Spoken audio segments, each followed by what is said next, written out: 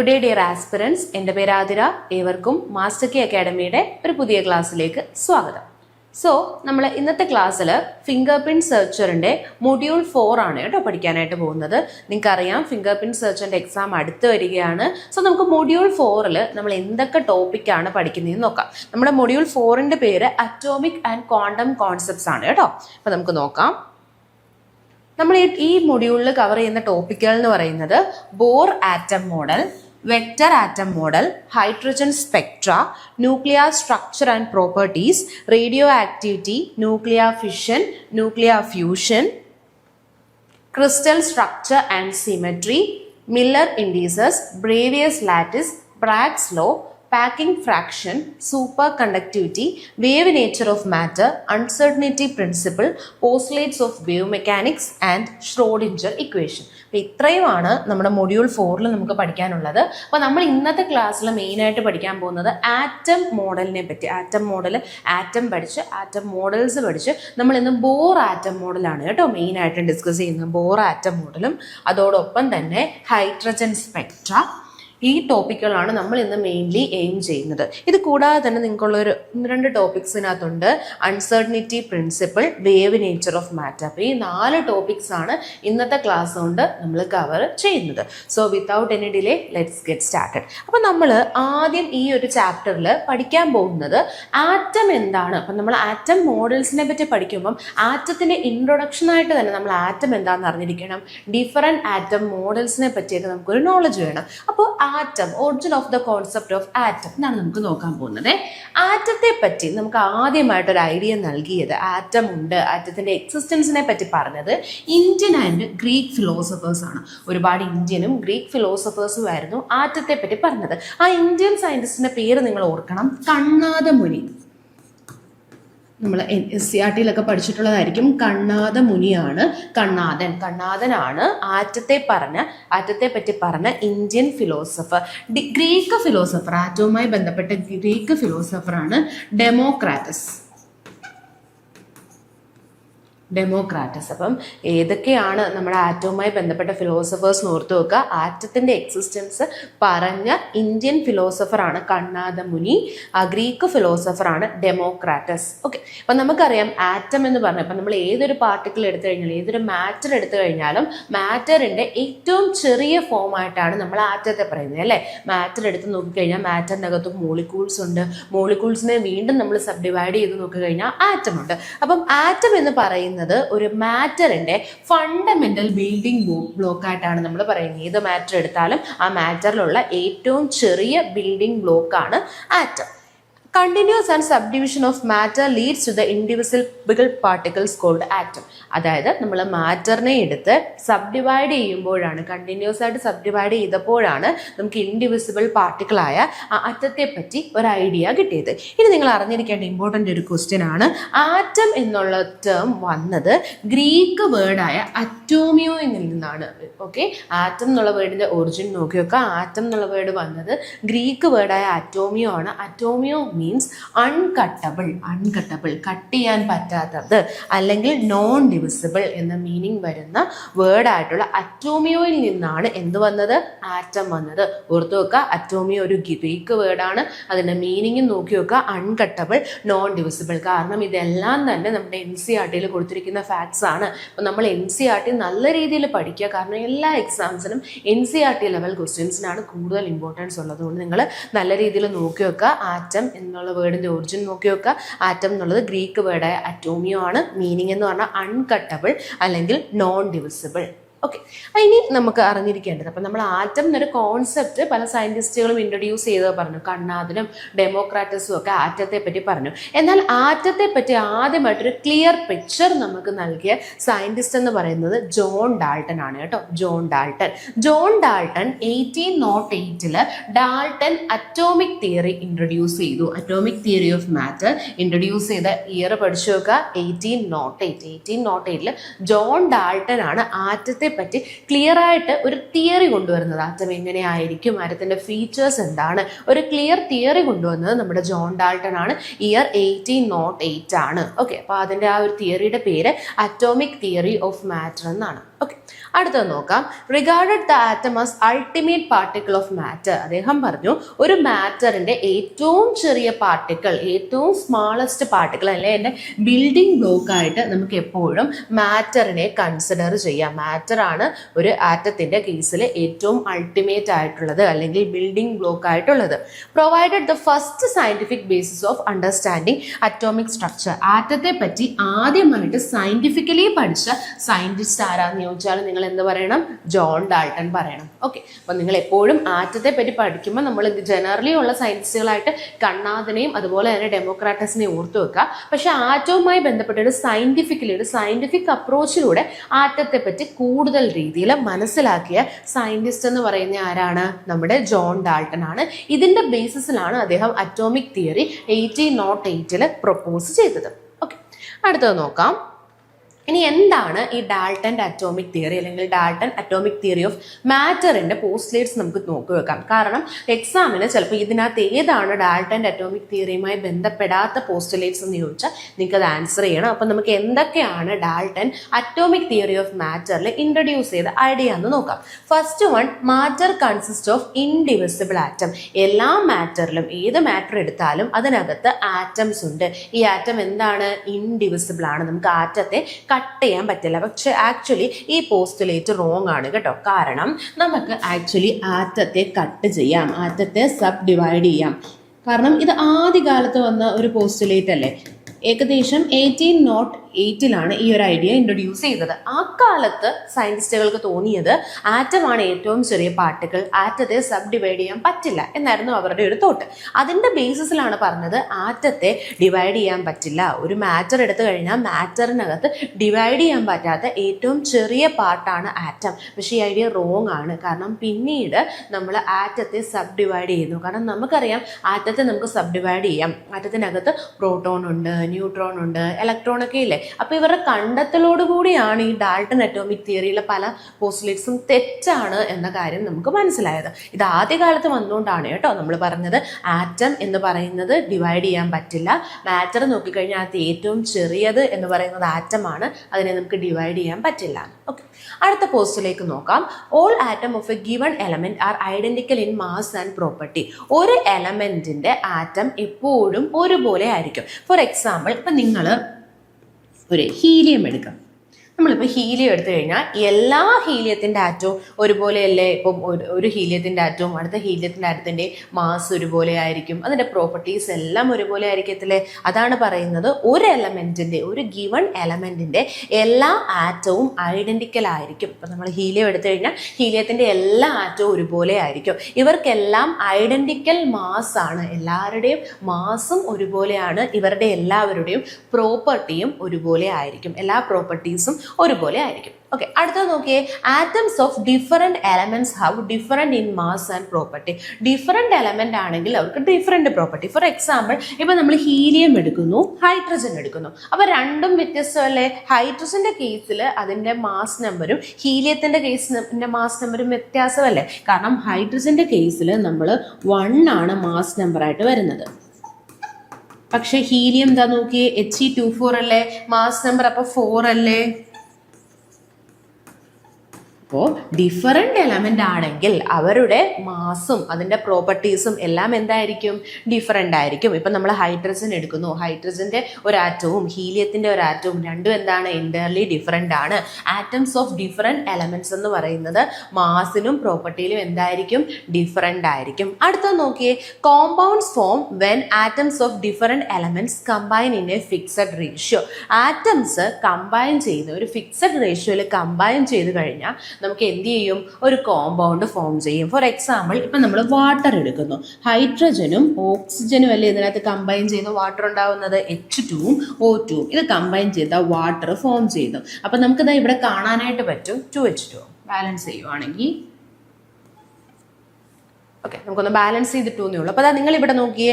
Compounds form when atoms of different elements combine in A fixed ratio. അതായത് നമ്മൾ ഇവിടെ water എന്ന് പറഞ്ഞാൽ നമുക്കൊരു വാട്ടർ എന്ന് പറയുന്ന ഒരു കോമ്പൗണ്ട് ഫോം ചെയ്യുമ്പോൾ നിങ്ങൾക്ക് കാണാൻ പറ്റും ഹൈഡ്രജൻ 2 എന്ന റേഷ്യോയിലും ഓക്സിജൻ 1 എന്ന റേഷ്യോയിലും അല്ലേ കമ്പൈൻ ചെയ്തത്, H 2ഉം O 1 എന്ന റേഷ്യോയില് കമ്പൈൻ ചെയ്തപ്പോഴാണ് അവർക്ക് എന്ത് കിട്ടിയത്, ഒരു കോമ്പൗണ്ട് കിട്ടിയത്. So compound form when atoms of different element, പല എലമെന്റ്സും ഒരു ഫിക്സഡ് റേഷ്യോയില് കമ്പൈൻ ചെയ്യുമ്പോൾ നമുക്ക് എന്ത് ജനറേറ്റ് ചെയ്യും, കോമ്പൗണ്ട് ജനറേറ്റ് ചെയ്യും. അടുത്തത് നോക്കാം. Chemical reaction involve rearrangement of atoms. Atoms are neither created nor destroyed. അതായത് കെമിക്കൽ റിയാക്ഷനിൽ ഓരോ കെമിക്കൽ റിയാക്ഷൻ ടേക്ക് പ്ലേസ് ചെയ്യുന്ന സമയത്തും അവിടെ നമുക്ക് കാണാൻ പറ്റുന്നത് ആറ്റംസ് ആക്ച്വലി റീഅറേഞ്ച് ചെയ്യുകയാണ്. അതായത് ഓരോ ആറ്റവും ജസ്റ്റ് റീഅറേഞ്ച് ചെയ്തിട്ടാണ് കെമിക്കൽ റിയാക്ഷൻ ടേക്ക് പ്ലേസ് ചെയ്യുന്നത്. പിന്നെ നമുക്ക് ആറ്റത്തെ ക്രിയേറ്റ് ചെയ്യാനും പറ്റില്ല, ഡിസ്ട്രോയ് ചെയ്യാനും പറ്റില്ല. ഓക്കെ, അപ്പോൾ ഇത്രയുമാണ് നമ്മുടെ ഡാൽട്ടൻ്റെ അറ്റോമിക് തിയറിയിലെ മെയിൻ പോസ്റ്റ്ലേറ്റ്സ്. ഓക്കെ, അപ്പം നമ്മൾ ഇത്രയും നേരം പറഞ്ഞ കാര്യങ്ങൾ ജസ്റ്റ് ഒന്ന് നോക്കി വെക്കുക. എന്താണ് ആറ്റം? ആറ്റം എന്ന് പറയുന്നത് മാറ്ററിലെ ഏറ്റവും സ്മാളസ്റ്റ് പാർട്ടിക്കിൾ ആണെന്ന് പറഞ്ഞു.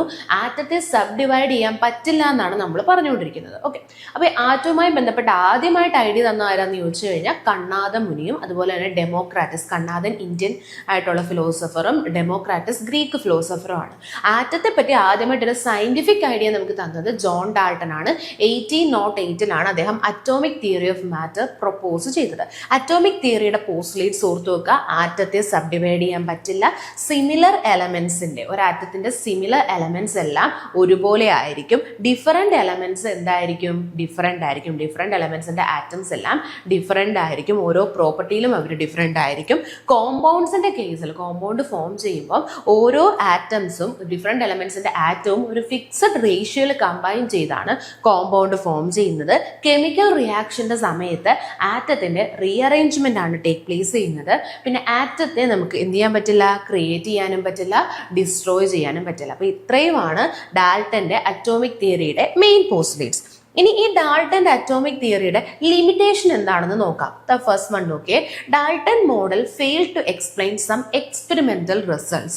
അതായത് ചില എക്സ്പെരിമെന്റലി കണ്ടെത്തിയ കാര്യങ്ങളൊന്നും തന്നെ നമ്മുടെ ഡാൾട്ടന്റെ അറ്റോമിക് തിയറി വെച്ച് പഠിക്കാനായിട്ട് പറ്റില്ല. For example, substance like glass ebonite become electrically charge when rubbed with silk or fir. അതായത് നിങ്ങൾ സ്റ്റാറ്റിക് ഇലക്ട്രിസിറ്റി പഠിച്ചിട്ടുണ്ടായിരിക്കും. അതായത് ചില സർട്ടൈൻ സബ്സ്റ്റൻസുകളെ നമ്മൾ റബ്ബ് ചെയ്യുന്ന സമയത്ത് നമുക്ക് കാണാൻ പറ്റും, ചിലർക്ക് പോസിറ്റീവ് ചാർജ് കിട്ടും, ചിലർക്ക് നെഗറ്റീവ് ചാർജ് കിട്ടും. അപ്പോൾ നമുക്ക് കുറച്ച് സമയത്തേക്ക് അവിടെ ഒരു ഇലക്ട്രിസിറ്റി കിട്ടും. ഇതാണ് സ്റ്റാറ്റിക് ഇലക്ട്രിസിറ്റി. അതായത് ഒരു ഇലക്ട്രിസിറ്റി ജനറേറ്റ് ചെയ്യുന്നു, ചാർജസ് എക്സ്ചേഞ്ച് ചെയ്ത് അതൊരു പെർട്ടിക്കുലർ പ്ലേസിൽ മാത്രം അക്യുമുലേറ്റ് ചെയ്യുവാണ്, മൂവ് ചെയ്യുന്നില്ല. മൂവ് ചെയ്താൽ നമുക്ക് ഇവർക്ക് കറണ്ട് ഇലക്ട്രിസിറ്റി എന്ന് പറയാം. ഓക്കെ, അപ്പോൾ ഈ സ്റ്റാറ്റിക് ഇലക്ട്രിസിറ്റി എങ്ങനെയാണ് സ്റ്റാറ്റിക് ഇലക്ട്രിസിറ്റി ജനറേറ്റ് ചെയ്യുന്നത്? ഇപ്പോൾ ഗ്ലാസിനെയോ എബണൈറ്റിനെയോ നമ്മൾ സിൽക്കോ ഫർ കൊണ്ടോ റബ്ബ് ചെയ്യുന്നു. ഞാനിപ്പോൾ ഒരു ഗ്ലാസിനെയും സിൽക്കിനെയും റബ്ബ് ചെയ്യുന്ന സമയത്ത് ഒരാൾക്ക് നെഗറ്റീവും കിട്ടും, ഒരാൾക്ക് പോസിറ്റീവും കിട്ടും. എങ്ങനെയാണ് ഒരാൾക്ക് നെഗറ്റീവ് കിട്ടിയത്, അല്ലെങ്കിൽ എന്തുകൊണ്ട് ഒരാൾക്ക് പോസിറ്റീവ് കിട്ടി? ഈ കാര്യങ്ങളൊന്നും തന്നെ ആർക്ക് എക്സ്പ്ലെയിൻ ചെയ്യാൻ പറ്റിയില്ല, ഡാൾട്ടൻ്റെ അറ്റോമിക് തിയറിക്ക് എക്സ്പ്ലെയിൻ ചെയ്യാൻ പറ്റില്ല. ആക്ച്വലി ഒരാൾക്ക് നെഗറ്റീവും ഒരാൾക്ക് പോസിറ്റീവും കിട്ടുന്നതിൻ്റെ റീസൺ ഇവരിങ്ങനെ നമ്മൾ റബ്ബ് ചെയ്യുന്ന സമയത്ത് ഒരാൾ ഇലക്ട്രോൺസിനെ ലൂസ് ചെയ്യും, ഒരാൾ ഇലക്ട്രോൺസിനെ ഗെയിൻ ചെയ്യും. അപ്പോൾ ആരാണോ ഇലക്ട്രോണിനെ ഗെയിൻ ചെയ്യുന്നത്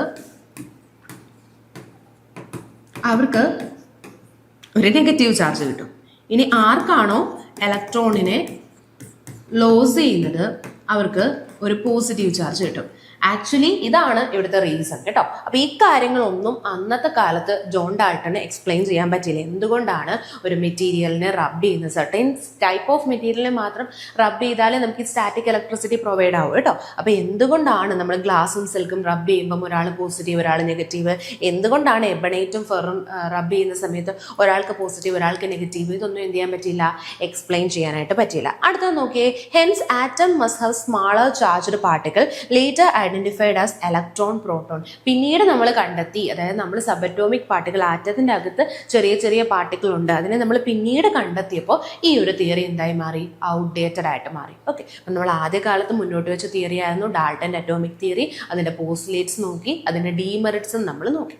ഓക്കെ, അപ്പോൾ ഇനി നമുക്ക് നോക്കാനുള്ള ടോപ്പിക് എന്ന് പറയുന്നത് അറ്റോമിക് മോഡൽസിന്റെ ഇൻട്രൊഡക്ഷനെ പറ്റിയാണ്. എന്താണ് അറ്റോമിക് മോഡൽസ്, അറ്റോമിക് മോഡലുകൾ എന്താണ് എന്ന് നമുക്കൊന്ന് നോക്കാം. After discovery of sub atomic particle, Dalton's invisible atom concept modified. അപ്പോൾ അതാ നോക്കിയേ, നമ്മൾ സബ് അറ്റോമിക് പാർട്ടിക്കിൾസ് നമ്മൾ കണ്ടു. ആറ്റത്തിൻ്റെ അകത്ത് നിങ്ങൾ നോക്കിക്കഴിഞ്ഞാൽ അതിനകത്ത് ഒരുപാട്, mainly 3 type of sub atomic particle ആണുള്ളത്. ഒന്ന് proton, second one electron, third one neutron. ഈ സബ് അറ്റോമിക് പാർട്ടിക്കിൾസിനെ നമ്മൾ കണ്ടെത്തിയതിന് ശേഷം നമുക്ക് എന്ത് ചെയ്യാൻ പറ്റി? നമ്മുടെ ഡാൽട്ടൺ അറ്റോമിക് തിയറിക്ക് ചെറിയൊരു മോഡിഫിക്കേഷൻ കൊണ്ടുവന്നു. അതിനകത്ത് ഫസ്റ്റ് പോസ്റ്റുലേറ്റ്സ് നമുക്ക് അങ്ങ് ചേഞ്ച് ചെയ്യാം. കാരണം അതിൽ പറയുന്നത് ആറ്റം ഇൻഡിവിസിബിൾ ആണ്. ഈ ഒരു കോൺസെപ്റ്റ് തെറ്റാണ്. കാരണം ആറ്റത്തെ നമുക്ക് ഡിവൈഡ് ചെയ്യാം. ആറ്റത്തെ പല സയന്റിസ്റ്റുകളും പല എക്സ്പെരിമെന്റിലൂടെ ഡിവൈഡ് ചെയ്തപ്പോഴാണ് അവർക്ക് സബ് അറ്റോമിക് പാർട്ടിക്കിൾസ് ആയിട്ടുള്ള പ്രോട്ടോണും ഇലക്ട്രോണും ന്യൂട്രോണും കിട്ടിയത്. അതിനർത്ഥം ആറ്റത്തെ നമുക്ക് ഡിവൈഡ് ചെയ്യാൻ പറ്റും. ആറ്റം അല്ല ഒരു മാറ്റർ എടുത്തു കഴിഞ്ഞാൽ ഉള്ള ചെറിയ പാർട്ടിക്കിൾ, അതിൻ്റെ അകത്തും സബ് അറ്റോമിക് പാർട്ടിക്കിൾസ് ഉണ്ട്. അപ്പോൾ ഈ സബ് അറ്റോമിക് പാർട്ടിക്കിൾസിനെ കണ്ടെത്തിയതിന് ശേഷം നമുക്ക് ഒരുപാട് ആറ്റം മോഡൽസ്, അതായത് സബ് അറ്റോമിക് പാർട്ടിക്കിൾസ് കണ്ടെത്തി കഴിഞ്ഞപ്പം ഈ സബ് അറ്റോമിക് പാർട്ടിക്കിൾസിൻ്റെയൊക്കെ സ്റ്റെബിലിറ്റിയും അതിൻ്റെ കാര്യങ്ങളും ഒക്കെ എക്സ്പ്ലെയിൻ ചെയ്യണ്ടേ. ഇതിനു വേണ്ടിയാണ് പുതിയ ആറ്റം മോഡലുകൾ ഇൻട്രൊഡ്യൂസ് ചെയ്തത്. ആറ്റം മോഡൽ എന്നുള്ള ഐഡിയ ഇൻട്രൊഡ്യൂസ് ചെയ്തത്. അപ്പം നമ്മൾ ആദ്യം ആറ്റവുമായിട്ട് ബന്ധപ്പെട്ട ആറ്റം എന്നുള്ള കാര്യത്തെ പറ്റിയാണ് നമ്മൾ പഠിച്ചു, അറ്റോമിക് തിയറി പഠിച്ചു. പിന്നീട് നമ്മൾ സബ് അറ്റോമിക് പാർട്ടിക്കിൾസിനെ കണ്ടെത്തുകയാണ്. അപ്പോൾ സബ് അറ്റോമിക് പാർട്ടിക്കിളിന്റെ ഇൻവെൻഷൻ എന്തിലേക്ക് ലീഡ് ചെയ്തു? ആറ്റം മോഡൽസിലേക്ക് ലീഡ് ചെയ്തു. അപ്പോൾ എന്തിനാണ് ഈ ആറ്റം മോഡൽസ് സയന്റിസ്റ്റ് ഇൻട്രൊഡ്യൂസ് ചെയ്തതെന്ന്? ഫസ്റ്റ് വൺ, ആറ്റത്തിന്റെ സ്റ്റെബിലിറ്റി പറയാൻ. അപ്പോൾ നമ്മളിപ്പോൾ കണ്ടു ആറ്റത്തിന്റെ അകത്ത് പ്രോട്ടോൺ ഉണ്ട്, ഇലക്ട്രോൺ ഉണ്ട്, ന്യൂട്രോൺ ഉണ്ട്. അപ്പോൾ ഇവരെങ്ങനെ അറേഞ്ച് ചെയ്തിരിക്കുന്നത്, അല്ലെങ്കിൽ ഇവരുടെ ചാർജ് എങ്ങനെയാണ്, അപ്പോൾ എങ്ങനെയായിരിക്കും ആറ്റത്തിന്റെ സ്റ്റെബിലിറ്റി, അപ്പോൾ ഇതൊക്കെ എക്സ്പ്ലെയിൻ ചെയ്യണ്ടേ. അപ്പോൾ ആറ്റത്തിന്റെ സ്റ്റെബിലിറ്റി എക്സ്പ്ലെയിൻ ചെയ്യാൻ അറ്റോമിക് മോഡൽസിന്റെ എയിം ചോദിച്ചാൽ പറഞ്ഞിരിക്കേണ്ട പോയിന്റ്സ് എന്ന് പറയുന്നത്, ഒന്ന്, ആറ്റത്തിന്റെ സ്റ്റെബിലിറ്റി എക്സ്പ്ലെയിൻ ചെയ്യുന്നു. Second one, physical and chemical behaviour of elements.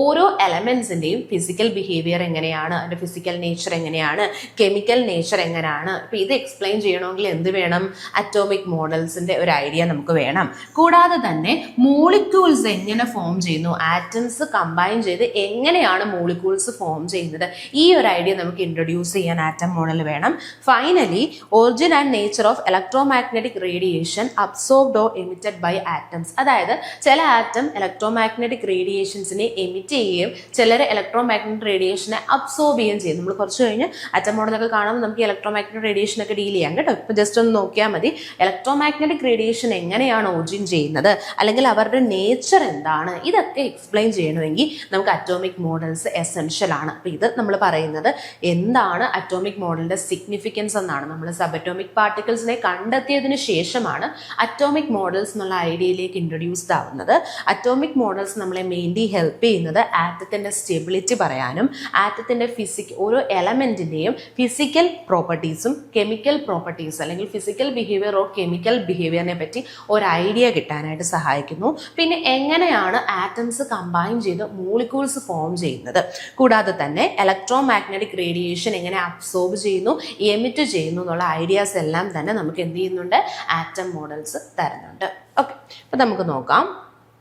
നമ്മൾ സബ് അറ്റോമിക് പാർട്ടിക്കിൾസ് നമ്മളിപ്പോൾ കണ്ടു. നമ്മൾ സബ് അറ്റോമിക് പാർട്ടിക്കിൾസിനെ പറ്റി പറഞ്ഞില്ലേ. അപ്പോൾ ഏതൊക്കെയാണ് സബ് അറ്റോമിക് പാർട്ടിക്കിൾസ് നമുക്ക് നോക്കാം. ഫസ്റ്റ് വൺ ഇലക്ട്രോൺ ആണ്. ഇലക്ട്രോൺ നമ്മൾ E- എന്നുള്ള ഇത് വെച്ചിട്ടാണ് റെപ്രസെന്റ് ചെയ്യുന്നത്. നിങ്ങൾ ഈ കോഡ് എപ്പോഴും ഓർത്ത് വെക്കണേ. നമ്മൾ ഓരോ പാർട്ടിക്കിൾസും കണ്ടെത്തിയത് ആര് എന്നുള്ള കോഡാണ് PEN-RTC. കേട്ടിട്ടുണ്ടായിരിക്കും. പെൻ എഴുതുക, അതിന് തൊട്ട് താഴെ RTC എന്ന് എഴുതുക. പി, പെന്നിനകത്ത് P എന്ന് പറയുന്നത് പ്രോട്ടോൺ ആണ് കേട്ടോ. പ്രോട്ടോൺ കണ്ടെത്തിയത് തൊട്ട് താഴെ ആരല്ലേ കൊടുത്തിരിക്കുന്നത്? റുദർഫോർഡ് ആണ്. പ്രോട്ടോൺ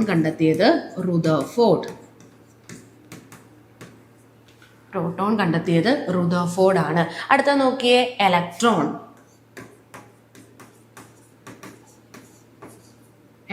കണ്ടെത്തിയത്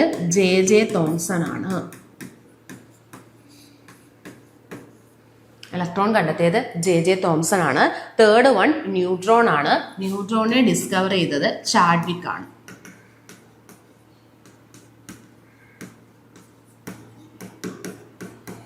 ഓക്കെ, സബ് അറ്റോമിക് പാർട്ടിക്കിൾ ആരാണ് ഇൻവെന്റ് ചെയ്തതെന്ന് നോക്കി വെക്കുക.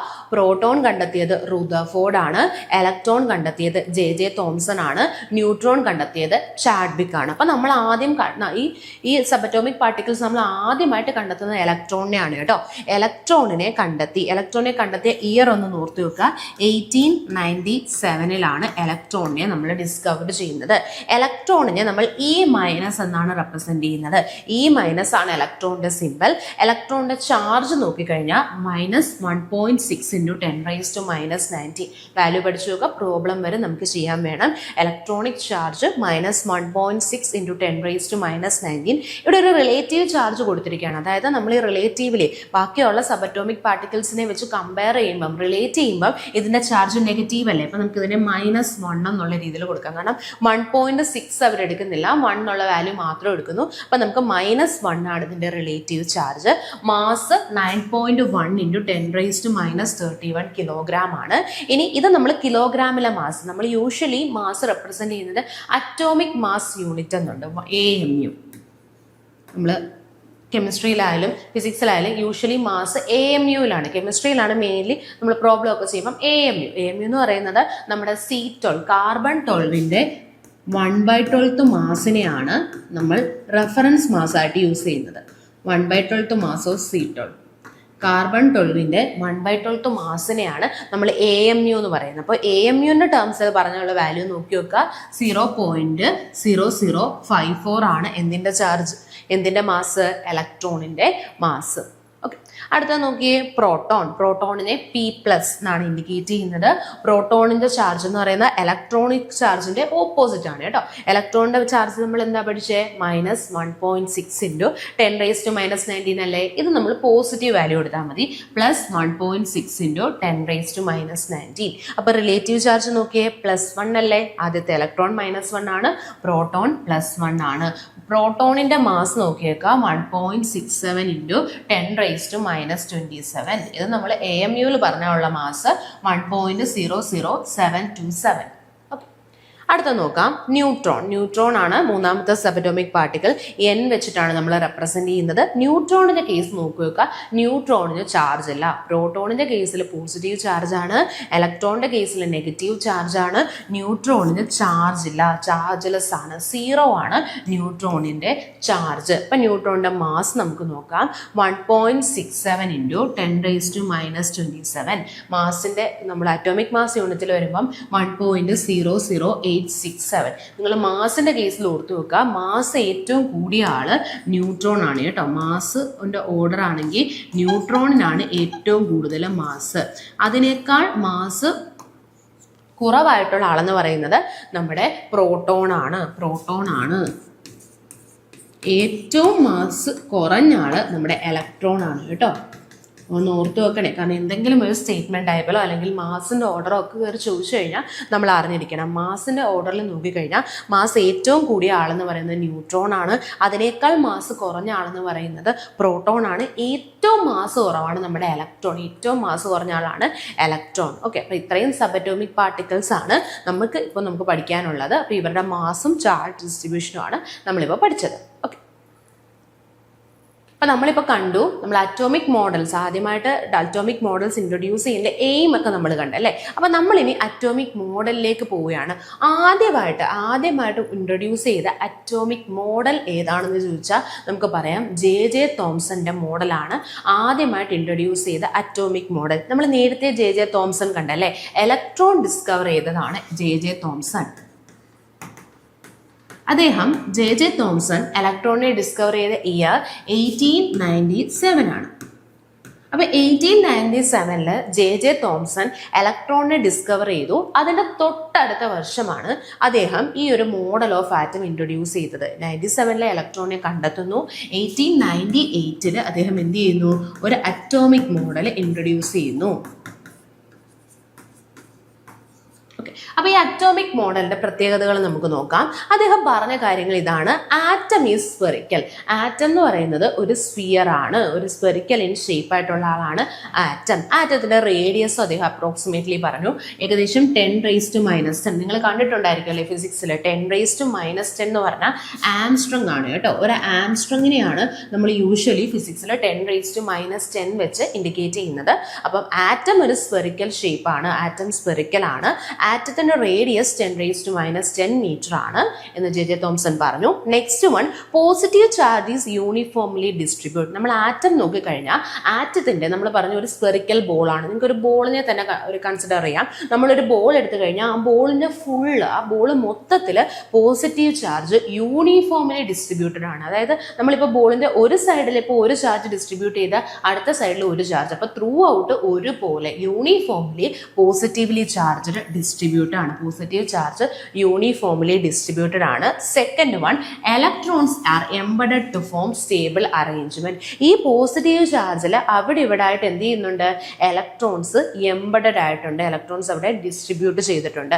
ഇതിനെ നമ്മൾ കോമൺലി പറയുന്ന പേരാണ് പ്ലം പുഡിംഗ് മോഡൽ അല്ലെങ്കിൽ വാട്ടർ മെലൺ മോഡൽ. നിങ്ങൾ കേട്ടിട്ടുണ്ടായിരിക്കും പ്ലം പുഡിംഗ് മോഡൽ അല്ലെ. നമ്മൾ പുഡിങ്ങിനകത്ത് നിങ്ങൾ കണ്ടിട്ടുണ്ടായിരിക്കും ഇങ്ങായിട്ടായിരിക്കും പ്ലം അറേഞ്ച് ചെയ്യുന്നത്. അല്ലെ നമ്മൾ വാട്ടർ മെലൺ തന്നെ കൺസിഡർ ചെയ്താൽ മതി. നമ്മൾ വാട്ടർ മെലൺ എടുത്തു കഴിഞ്ഞാൽ വാട്ടർ മെലണിനകത്ത് പൾപ്പ് ത്രൂ ഔട്ട് ഉണ്ട്. അവിടെ ഇങ്ങായിട്ടൊക്കെയാണ് അതിന്റെ സീഡ്സ് കാണുന്നത്. അപ്പം നമുക്ക് ആ കാണാൻ പറ്റുന്ന റെഡ് പൾപ്പാണ് ആക്ച്വലി ഇവിടുത്തെ പോസിറ്റീവ് ചാർജ്. നമ്മൾ വാട്ടർ മെലൺ എടുക്കുന്നു, ഗ്രീൻ കളറിലുള്ള വാട്ടർ മെലൺ അതൊരു സ്പെറിക്കൽ ഷേപ്പിലാണ് നിങ്ങൾ കൺസിഡർ ചെയ്യുക. അപ്പോൾ ഒരു ബോളായിട്ട് നമുക്കൊരു ആറ്റത്തെ കിട്ടി. ഈ ആറ്റം നമ്മൾ എടുത്തു വെച്ച് നോക്കിക്കഴിഞ്ഞാൽ അവിടെ എവിടെയൊക്കെ റെഡ് കളറിലല്ലേ അതിനകത്തുള്ള പൾപ്പ് കാണുന്നത്. ആ റെഡ് കളറിലുള്ള പൾപ്പാണ് ആക്ച്വലി ഇവിടെ പോസിറ്റീവ് ചാർജ്. അപ്പോൾ പോസിറ്റീവ് ചാർജ് അവിടെ ത്രൂ ഔട്ട് ഒരുപോലെയല്ലേ ഡിസ്ട്രിബ്യൂട്ട് ചെയ്യുന്നത്. ഓക്കെ, ഇനി നമുക്ക് കാണാൻ പറ്റും അവിടെയും ഇവിടെയുമായിട്ടാണ് ഇലക്ട്രോൺസ് അറേഞ്ച് ചെയ്തിരിക്കുന്നത്. ആ ഇലക്ട്രോൺസിന് സിമിലർ ആണ് അവിടുത്തെ സീഡ്സ് കുറച്ചല്ലേ ഉള്ളൂ. അപ്പോൾ സീഡ്സ് എങ്ങനെയാണോ ഡിസ്ട്രിബ്യൂട്ട് ചെയ്തിരിക്കുന്നത് അതിന് സിമിലർ ആയിട്ടാണ് അവിടെ ഇലക്ട്രോൺ ഡിസ്ട്രിബ്യൂട്ട് ചെയ്യുക. അതുകൊണ്ടാണ് ഈ ഒരു പേരിന്, ഈ ഒരു മോഡലിന് നമ്മൾ ഈ പേരുകളും കൂടെ പറയുന്നത് പ്ലം പുഡിംഗ് മോഡൽ എന്നും പറയും, വാട്ടർ മെലൺ മോഡൽ എന്നും നമ്മൾ ഇവർക്ക് പേര് കൊടുക്കാറുണ്ട്. ഓക്കെ, അടുത്ത നോക്കിയേ, mass assume to be uniformly distributed. നമ്മൾ നേരത്തെ പറഞ്ഞു പോസിറ്റീവ് ചാർജ് യൂണിഫോംലി ഡിസ്ട്രിബ്യൂട്ടഡ് ആണ്. അതുപോലെ തന്നെ മാസും ഇതിനകത്ത് യൂണിഫോംലി ഡിസ്ട്രിബ്യൂട്ടഡ് ആയിരിക്കും. എല്ലായിടത്തും ഒരുപോലെ ആയിരിക്കും മാസും ഡിസ്ട്രിബ്യൂട്ട് ചെയ്യുന്നത്. അടുത്ത നോക്കിയേ, explain neutrality but fail to explain later experimental results. അതായത് ഇവർ ഒരു കാര്യം പറഞ്ഞു, അതായത് ഇതിനകത്ത് പോസിറ്റീവ് ചാർജും നെഗറ്റീവ് ചാർജും ഈക്വൽ ആയിരിക്കും. അതായത് നമ്മുടെ പോസിറ്റീവ് ചാർജിന്റെ സം എടുത്താലും നെഗറ്റീവ് ചാർജിന്റെ സം എടുത്താലും ഈക്വൽ ആണ്. അതുകൊണ്ട് നിങ്ങൾ ആലോചിച്ച് നോക്കിയാൽ പോസിറ്റീവിന്റെ നമ്പറും നെഗറ്റീവിന്റെ നമ്പറും ഈക്വൽ ആണെങ്കിൽ ഇപ്പം പോസിറ്റീവ് 5 ഉണ്ട്, നെഗറ്റീവ് 5 ഉണ്ട്, അപ്പൊ +5 -5 ആഡ് ചെയ്യുമ്പോൾ നമുക്ക് 0 അല്ലേ കിട്ടുന്നത്. അതായത് നെറ്റ് ചാർജ് നമുക്ക് എന്ത് കിട്ടും? 0 എന്ന് കിട്ടും. അപ്പൊ ഇത് ന്യൂട്രൽ ആണ്, ആറ്റം ന്യൂട്രൽ ആണെന്നൊക്കെ പറഞ്ഞു. പക്ഷേ പിന്നീട് വന്ന റിസൾട്ട് ഒന്നും എക്സ്പ്ലെയിൻ ചെയ്യാൻ പറ്റിയില്ല. അതായത് പിന്നീട് നമ്മളിപ്പം കുറച്ച് കഴിഞ്ഞ് കാണാൻ പറ്റും ഇലക്ട്രോണിനെ ഡിസ്കവർ ചെയ്തതിന് ശേഷം നമ്മൾ ന്യൂക്ലിയസിനെ കണ്ടെത്തുന്നുണ്ട്, പ്രോട്ടോണിനെ കണ്ടെത്തുന്നുണ്ട്. അപ്പം ന്യൂക്ലിയസും പ്രോട്ടോണും ഒക്കെ വന്ന സമയത്ത് ഈ ഒരു തിയറിക്ക് നല്ല രീതിയിൽ ആറ്റത്തിന്റെ സ്റ്റെബിലിറ്റിയെ പറ്റിയൊന്നും എക്സ്പ്ലെയിൻ ചെയ്യാൻ പറ്റിയില്ല. ആദ്യകാലത്തിൽ ഒരു ചെറിയ രീതിയിൽ പറഞ്ഞു, അതായത് ആറ്റം ഉണ്ട്, ആറ്റം ഒരു പോസിറ്റീവ്ലി ചാർജ്ഡ് ആയിട്ട് ഒരു സ്പിയർ ആണ്, അതിന്റെ റേഡിയസ് കൃത്യമായിട്ട് പറഞ്ഞു 10⁻⁻10 ഉണ്ട്, പോസിറ്റീവ്ലി ചാർജ്ഡ് യൂണിഫോംലി ഡിസ്ട്രിബ്യൂട്ടഡ് ആണ്, അവിടെ ഇവിടെയായിട്ടാണ് നെഗറ്റീവ് ചാർജ് ഡിസ്ട്രിബ്യൂട്ട് ചെയ്യുന്നത്, ആറ്റത്തിന്റെ മൊത്തം നോക്കിക്കഴിഞ്ഞാൽ അത് സ്റ്റേബിൾ ആണ്, അതിനകത്ത് ന്യൂട്രൽ ആണ് എന്നൊക്കെ പറഞ്ഞു. പക്ഷേ പിന്നീട് വന്ന റിസൾട്ട്സ് ഒന്നും ഇവർക്ക് എക്സ്പ്ലെയിൻ ചെയ്യാൻ പറ്റിയില്ല. ഓക്കെ, അപ്പം ഡാൾട്ടന്റെ അല്ല ജെ തോംസണിന്റെ plum pudding model of atom introduce ചെയ്ത ഇയർ ഓർത്ത് വെക്കുക, അതിന്റെ മെയിൻ പോസ്റ്റ്ലേറ്റ്സ് നിങ്ങൾ അറിഞ്ഞിരിക്കുക. എൻ്റെ മറ്റ് പേരുകൾ ഓർത്ത് വെക്കണം, ചോദിച്ചിട്ടുള്ളതാണ് എക്സാമിന്. Plum pudding model, water melon model എന്നൊക്കെയാണ് ഇതിനെ അറിയപ്പെടുന്ന മറ്റൊരു പേര്. ഇതിന്റെ ബേസിസിൽ തോംസണിന് 1906 ഫിസിക്സിൽ നൊബേൽ പ്രൈസ് കിട്ടി കേട്ടോ. ഈ ഒരു കാര്യമൊക്കെ പറഞ്ഞതിന് ബേസ് ചെയ്ത് തോംസണിന് 1906 ഫിസിക്സിന് നൊബേൽ പ്രൈസും കിട്ടുന്നു. ഓക്കെ, ഇനി നമ്മൾ അടുത്ത ഒരു മോഡലിലേക്ക് പോവുകയാണ്. നമ്മൾ അടുത്തത് solar system model of atom അല്ലെങ്കിൽ ന്യൂക്ലിയർ മോഡൽ ഓഫ് ആറ്റം എന്നുള്ളൊരു മോഡലിലേക്ക് പോവുകയാണ്. അപ്പോൾ അതുമായിട്ട് ബന്ധപ്പെട്ട ഒരു എക്സ്പെരിമെന്റ് ആണ് ഇവിടെ പറയുന്നത്. ആ ഒരു മോഡലിലേക്ക് നമ്മളെ ലീഡ് ചെയ്തു. അപ്പം നമ്മൾ നേരത്തെ കണ്ടില്ലേ, ഇലക്ട്രോണിനെ ഡിസ്കവർ ചെയ്ത് ഇലക്ട്രോണിനെ നമ്മുടെ ജെ തോംസൺ CRT എക്സ്പെരിമെന്റ് ആണ് കേട്ടോ. നിങ്ങൾ പഠിച്ചിട്ടുണ്ടായിരിക്കും, കാഥോഡ് റേ ട്യൂബ് എക്സ്പെരിമെന്റ് ആണ്. കാഥോഡ് റേസ് എന്നാണ് കേട്ടോ ഇലക്ട്രോണിനെ യൂഷ്വലി അറിയപ്പെടുന്നത്. കാഥോഡ് റേസ് എന്ന് പറയുമ്പോൾ കാഥോഡിൽ നിന്നും സ്റ്റാർട്ട് ചെയ്യുന്ന റേ. കാഥോഡ് എന്ന് പറയുമ്പോൾ നമ്മളൊരു സെല്ലിനെ സംബന്ധിച്ച് നെഗറ്റീവ് ആണ് കാഥോഡ്. അപ്പം കാഥോഡിൽ നിന്നും വരുന്ന റേസ്, അതായത് നെഗറ്റീവിൽ നിന്നും വരുന്ന റേസ് ഇലക്ട്രോൺസ് ആണ്. അപ്പോൾ കാഥോഡ് റേ ട്യൂബ് എക്സ്പെരിമെന്റിൽ 1897 നമ്മുടെ ജെ തോംസൺ കണ്ടക്ട് ചെയ്തിട്ടാണ് ഇലക്ട്രോണിനെ പറ്റി അദ്ദേഹം ഒരു ഐഡിയയിലേക്ക് എത്തിച്ചേരുന്നതും. തൊട്ടടുത്ത വർഷം ഈ ഒരു മോഡൽ പ്ലം പുഡിംഗ് മോഡൽ അല്ലെങ്കിൽ water watermelon model of atom introduce ചെയ്യുകയും ചെയ്യുന്നത്. ഓക്കെ, അതുപോലെ തന്നെ പിന്നീട് 1911 ഇയർ ഓർത്ത് നോക്കുക, 1911 Rutherford alpha ray scattering experiment ചെയ്യുന്നു. ഇതിന്റെ പാർട്ടായിട്ടാണ് 1911 ഈ ഒരു എക്സ്പെരിമെന്റ് ചെയ്യുകയും 1911 ഈ എക്സ്പെരിമെന്റിലൂടെ അദ്ദേഹം എന്തിനെ കണ്ടെത്തി? ന്യൂക്ലിയസിനെ കണ്ടെത്തി കേട്ടോ. ന്യൂക്ലിയസിനെ അദ്ദേഹം കണ്ടെത്തി. നിങ്ങൾ അറിഞ്ഞിരിക്കേണ്ടത് ഈ ന്യൂക്ലിയസിനെ 1911 കണ്ടെത്തുന്നത്. നമ്മുടെ പ്രോട്ടോൺ ഉണ്ടല്ലോ, പ്രോട്ടോണിനെ കണ്ടെത്തുന്നത് 1920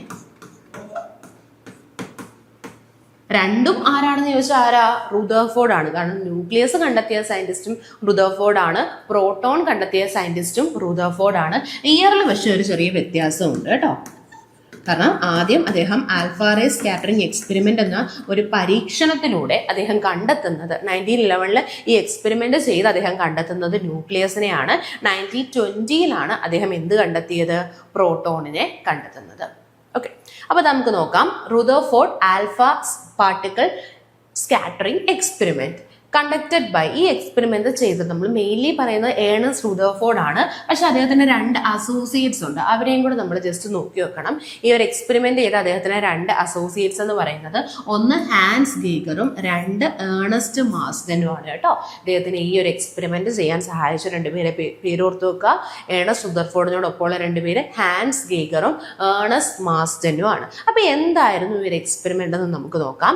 alpha particle bombarded on thin gold foil of thickness 100 nanometre. 100 nanometre thickness ഉള്ള ഒരു ഗോൾഡ് ഫോയിലിലേക്ക് നമ്മളൊരു ഗോൾഡ് ഫോയിൽ എടുക്കുന്നു.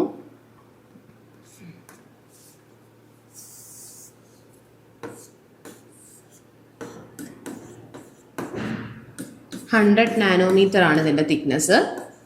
ഈ ഗോൾഡ് ഫോയിലിലേക്ക് നമ്മൾ ആൽഫ പാർട്ടിക്കിൾസിനെ വന്ന് ഇൻസിഡന്റ് ചെയ്യാനായിട്ട് അലോ ചെയ്യുന്നു. ആൽഫ പാർട്ടിക്കിൾസിനെ ഇൻസിഡന്റ് ചെയ്യാനായിട്ട് നമ്മൾ അലോ ചെയ്യുന്നു. അപ്പോൾ ഈ ആൽഫ പാർട്ടിക്കിൾസ് നമ്മൾ ഈ ഗോൾഡ് ഫോയിലിൽ വന്ന് ഇൻസിഡന്റ് ചെയ്യുമ്പോൾ സംഭവിക്കുന്നത്, first one, most of the particle passed undeflected. അതായത് ഈ ആൽഫ പാർട്ടിക്കിൾ വന്ന് ഇൻസിഡന്റ് ചെയ്യുന്നത് നമ്മുടെ ഗോൾഡിലല്ലേ. ഗോൾഡ് അറിയാം, നിങ്ങൾക്കറിയാം ഗോൾഡ് എന്ന് പറഞ്ഞാൽ നമ്മൾ എടുത്തു കഴിഞ്ഞാൽ അതിനകത്ത് ഒരുപാട് ആറ്റംസ് കാണും, ഗോൾഡിന്റെ ആറ്റംസ് കാണും. അപ്പോൾ ഈ ആൽഫ പാർട്ടിക്കിൾ ആക്ച്വലി വന്ന് ഇൻസിഡന്റ് ചെയ്യുന്നത് നമ്മുടെ ഗോൾഡ് ആറ്റത്തിലേക്കാണ്.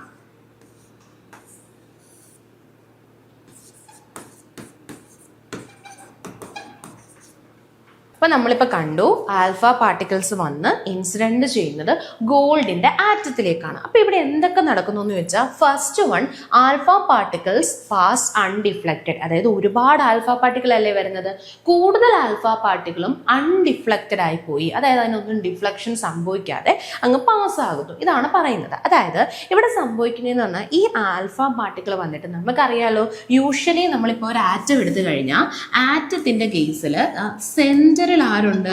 യഥാർത്ഥ കോൺസെപ്റ്റ് എന്ന് പറയുന്നത് സെന്ററിൽ എന്താണ്? ന്യൂക്ലിയസ് ആണ് അല്ലെ. സെന്ററിലായിട്ടൊരു ന്യൂക്ലിയസ് ഉണ്ട്, അതിന് ചുറ്റും കുറച്ച് എംപ്റ്റി സ്പേസസ് ഉണ്ട്. ന്യൂക്ലിയസിന് ചുറ്റും കുറച്ച് ഓർബിറ്റിലാണ് നമ്മൾ ഇലക്ട്രോണിനെ അറേഞ്ച് ചെയ്യുന്നത്. അപ്പൊ സെന്ററിലായിട്ട് ഈ ന്യൂക്ലിയസ് ഉണ്ട്. അപ്പൊ ആക്ച്വലി സംഭവിക്കുന്ന ഇതാണ്, ഈ ആൽഫ പാർട്ടിക്കിൾസ് അൺഡിഫ്ലക്റ്റഡ് ആയി പോകാൻ കാരണം ഈ ആൽഫ പാർട്ടിക്കിൾ എല്ലാം എന്താ ഈ എംപ്റ്റി സ്പേസിലൂടെയാണ് പാസ് ചെയ്യുന്നത്. എംപ്റ്റി സ്പേസിലൂടെ പോയി കഴിഞ്ഞാൽ അവിടെ തട്ടിക്കളയാൻ ആരെങ്കിലും ഉണ്ടോ? ഇല്ല. അവിടെ മൊത്തം എംപ്റ്റി സ്പേസ് അല്ലേ. അപ്പൊ എംപ്റ്റി സ്പേസിലൂടെ വരുന്ന ആൾക്കാർ ആ എംപ്റ്റി സ്പേസിൽ അവിടെ തട്ടിക്കളയാൻ ആരുമില്ല. അതുകൊണ്ടാണ് എംപ്റ്റി സ്പേസിലൂടെ വരുന്ന റേസിനൊന്നും തന്നെ അൺഡിഫ്ലക്ഷൻ സംഭവിക്കുന്നില്ല, അല്ലെങ്കിൽ ഡിഫ്ലക്ഷൻ സംഭവിക്കുന്നില്ല, അല്ലെങ്കിൽ അൺഡിഫ്ലക്റ്റഡ് ആയി പോകുന്നു. അതിന്റെ റീസൺ ഇതാണ്. മോസ്റ്റ് ഓഫ് ദ ആൽഫ പാർട്ടിക്കിളും ഡിഫ്ലക്റ്റ് ചെയ്യാത്തതിന്റെ റീസൺ മോസ്റ്റ് ഓഫ് ദ സ്പേസും എംപ്റ്റി ആണ്. എംപ്റ്റി സ്പേസിലേക്കാണ് വന്ന് ഈ ആൽഫ പാർട്ടിക്കിൾ വരുന്നത്. ഈ എംപ്റ്റി സ്പേസുകളിലേക്കാണ് ഓരോ ആൽഫ പാർട്ടിക്കിളും വരുന്നത്. ആ എംപ്റ്റി സ്പേസിൽ അവരെ തട്ടിക്കളയാൻ ആരുമില്ല. അതുകൊണ്ട് ഇവരെന്ത് ചെയ്യുന്നു, എങ്ങനെയാണോ വന്നത് ഇപ്പൊ ഇങ്ങനെ വന്ന അതേ രീതിയിൽ തന്നെ അത് എന്ത് ചെയ്യുന്നുണ്ട്, പുറത്തേക്ക് എമിറ്റ് ചെയ്യുന്നു. അപ്പൊ ഇതിന്റെ റീസൺ ഇതാണ്, നമുക്ക് ഇതിന്റെ കറസ്പോണ്ടിങ് റീസൺ ഇതാണ്.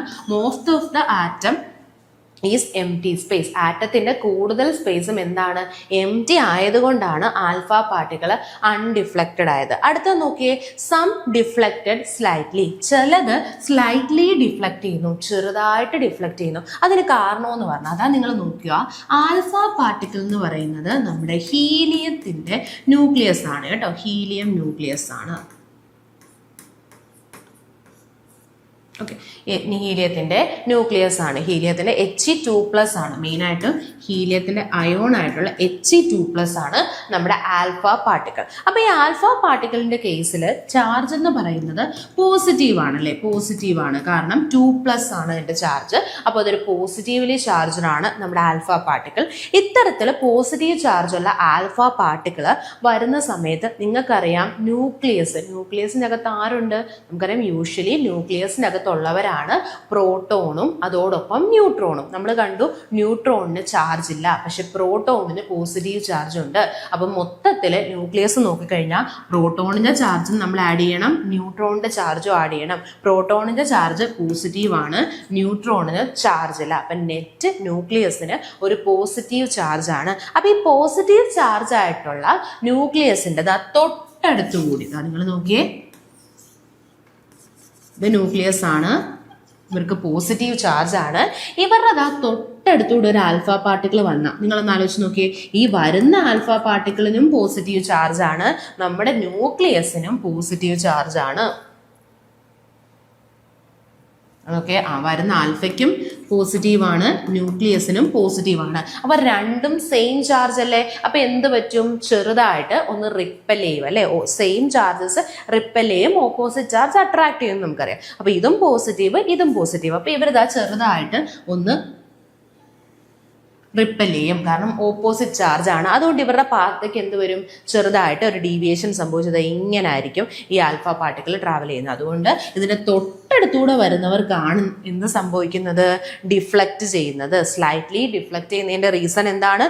പോസിറ്റീവ് ചാർജ് കോൺസെൻട്രേറ്റ് ചെയ്യുന്നത് വളരെ ചെറിയൊരു സൈസായിട്ടുള്ള ന്യൂക്ലിയസിലാണ്. അപ്പം ന്യൂക്ലിയസിൻ്റെ തൊട്ടടുത്തുകൂടി ഏതെങ്കിലും ഒരു ആൽഫ പാർട്ടിക്കിൾ പാസ് ചെയ്ത് കഴിഞ്ഞാൽ ആ ആൽഫ പാർട്ടിക്കിളിന് എന്ത് സംഭവിക്കും?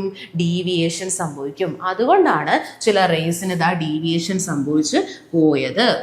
ഇതൊക്കെ അല്ലേ? ഓക്കെ, അതാണ് രണ്ടാമത്തെ പോസ്റ്റുലേറ്റ്സ്.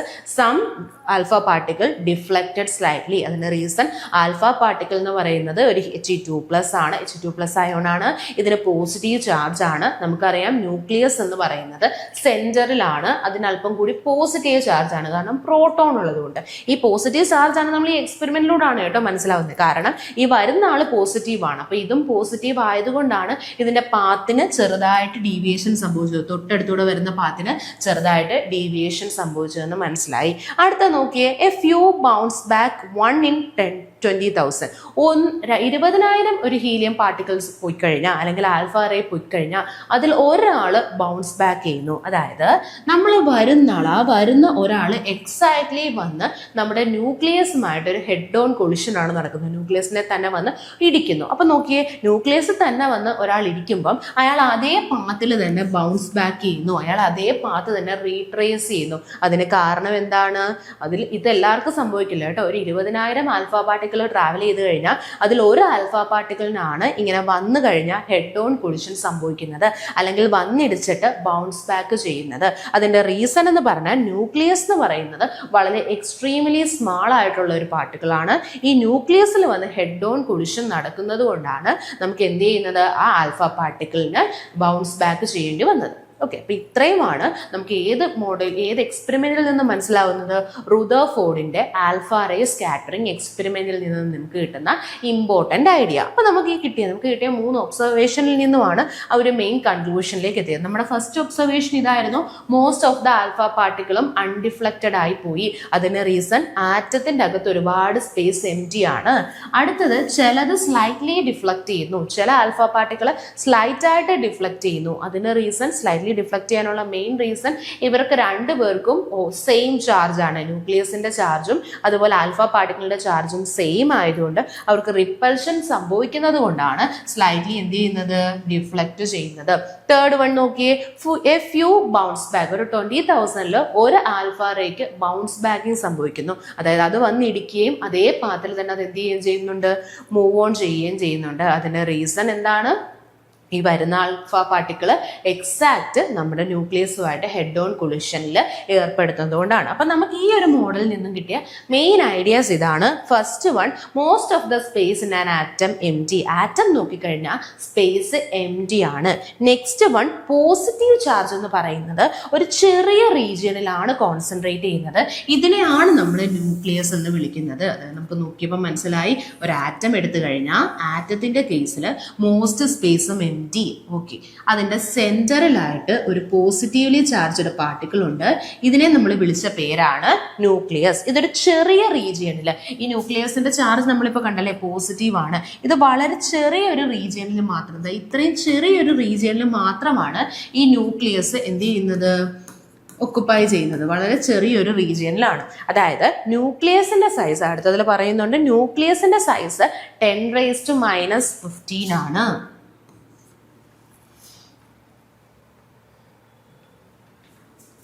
നോക്കണേ, ന്യൂക്ലിയർ സൈസ് 10⁻⁻50.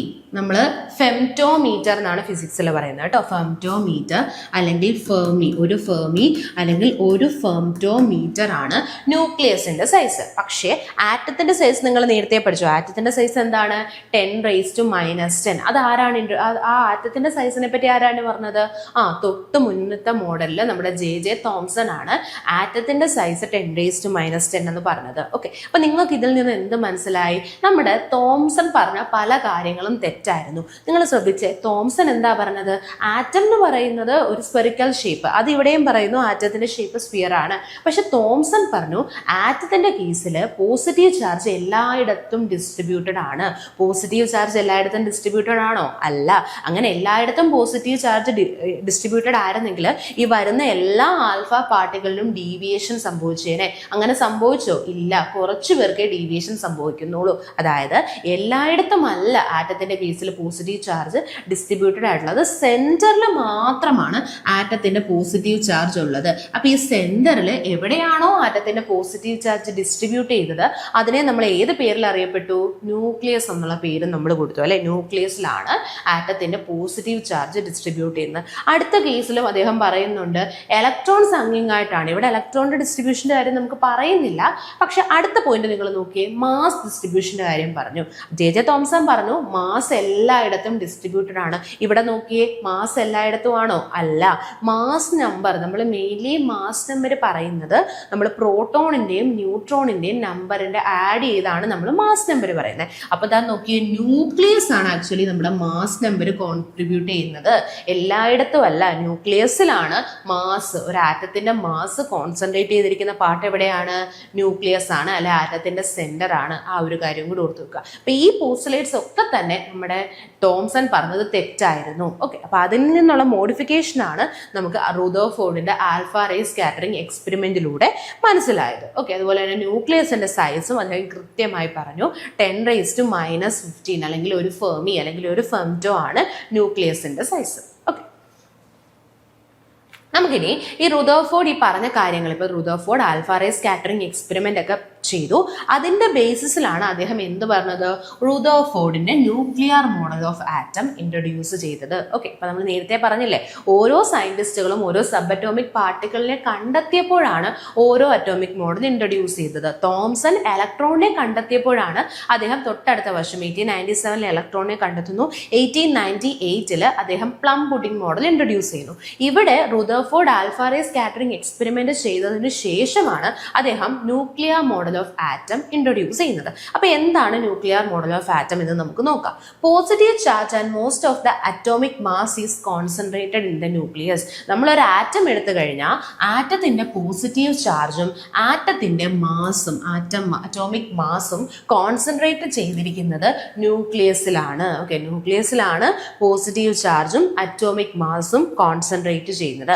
അടുത്ത point, electron revolve around the nucleus in circular orbits. Electron ന്യൂക്ലിയസിനെ, അതായത് ഇലക്ട്രോൺ എന്ത് ചെയ്യുന്നുണ്ട്? ന്യൂക്ലിയസിന് ചുറ്റും സർക്കുലർ ഓർബിറ്റിലാണ് റിവോൾവ് ചെയ്യുന്നത്.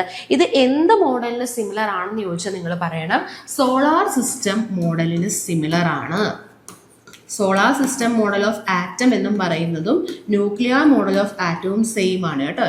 Solar system model of atom or nuclear model of atom. രണ്ടും സെയിം തന്നെയാണ്. ഓക്കെ, അതായത് നമുക്കറിയാം ഒരു സോളാർ സിസ്റ്റം നമുക്ക് നോക്കിക്കഴിഞ്ഞാൽ സോളാർ സിസ്റ്റത്തിന്റെ കേസിൽ സെന്ററിലായിട്ട് സൺ ഉണ്ട് അല്ലേ.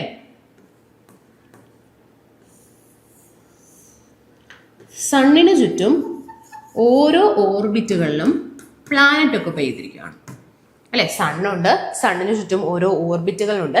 ഈ ഓർബിറ്റലുകളിലാണ് ആരൊക്കുപ്പൈ ചെയ്യുന്നത്? നമ്മുടെ പ്ലാനറ്റ്സ് ഒക്കുപ്പൈ ചെയ്യുന്നത്. ഓക്കെ, അപ്പൊ ഇതിന് സിമിലർ ആണ് നമ്മുടെ ആറ്റം മോഡൽ. അതായത് നമ്മൾ ഒരു ആറ്റം എടുത്തു കഴിഞ്ഞാൽ ഈ സണ്ണിനെ പോലെ തന്നെ ആറ്റത്തിനും ഒരു സെന്റർ ഉണ്ട്. അതിനെ നമ്മൾ എന്തെന്ന് വിളിക്കും? ന്യൂക്ലിയസ് എന്നാണ് നമ്മൾ പറയുന്നത്. ആറ്റത്തിന്റെ സെന്ററിനെ നമുക്ക് ന്യൂക്ലിയസ് എന്ന് വിളിക്കാം.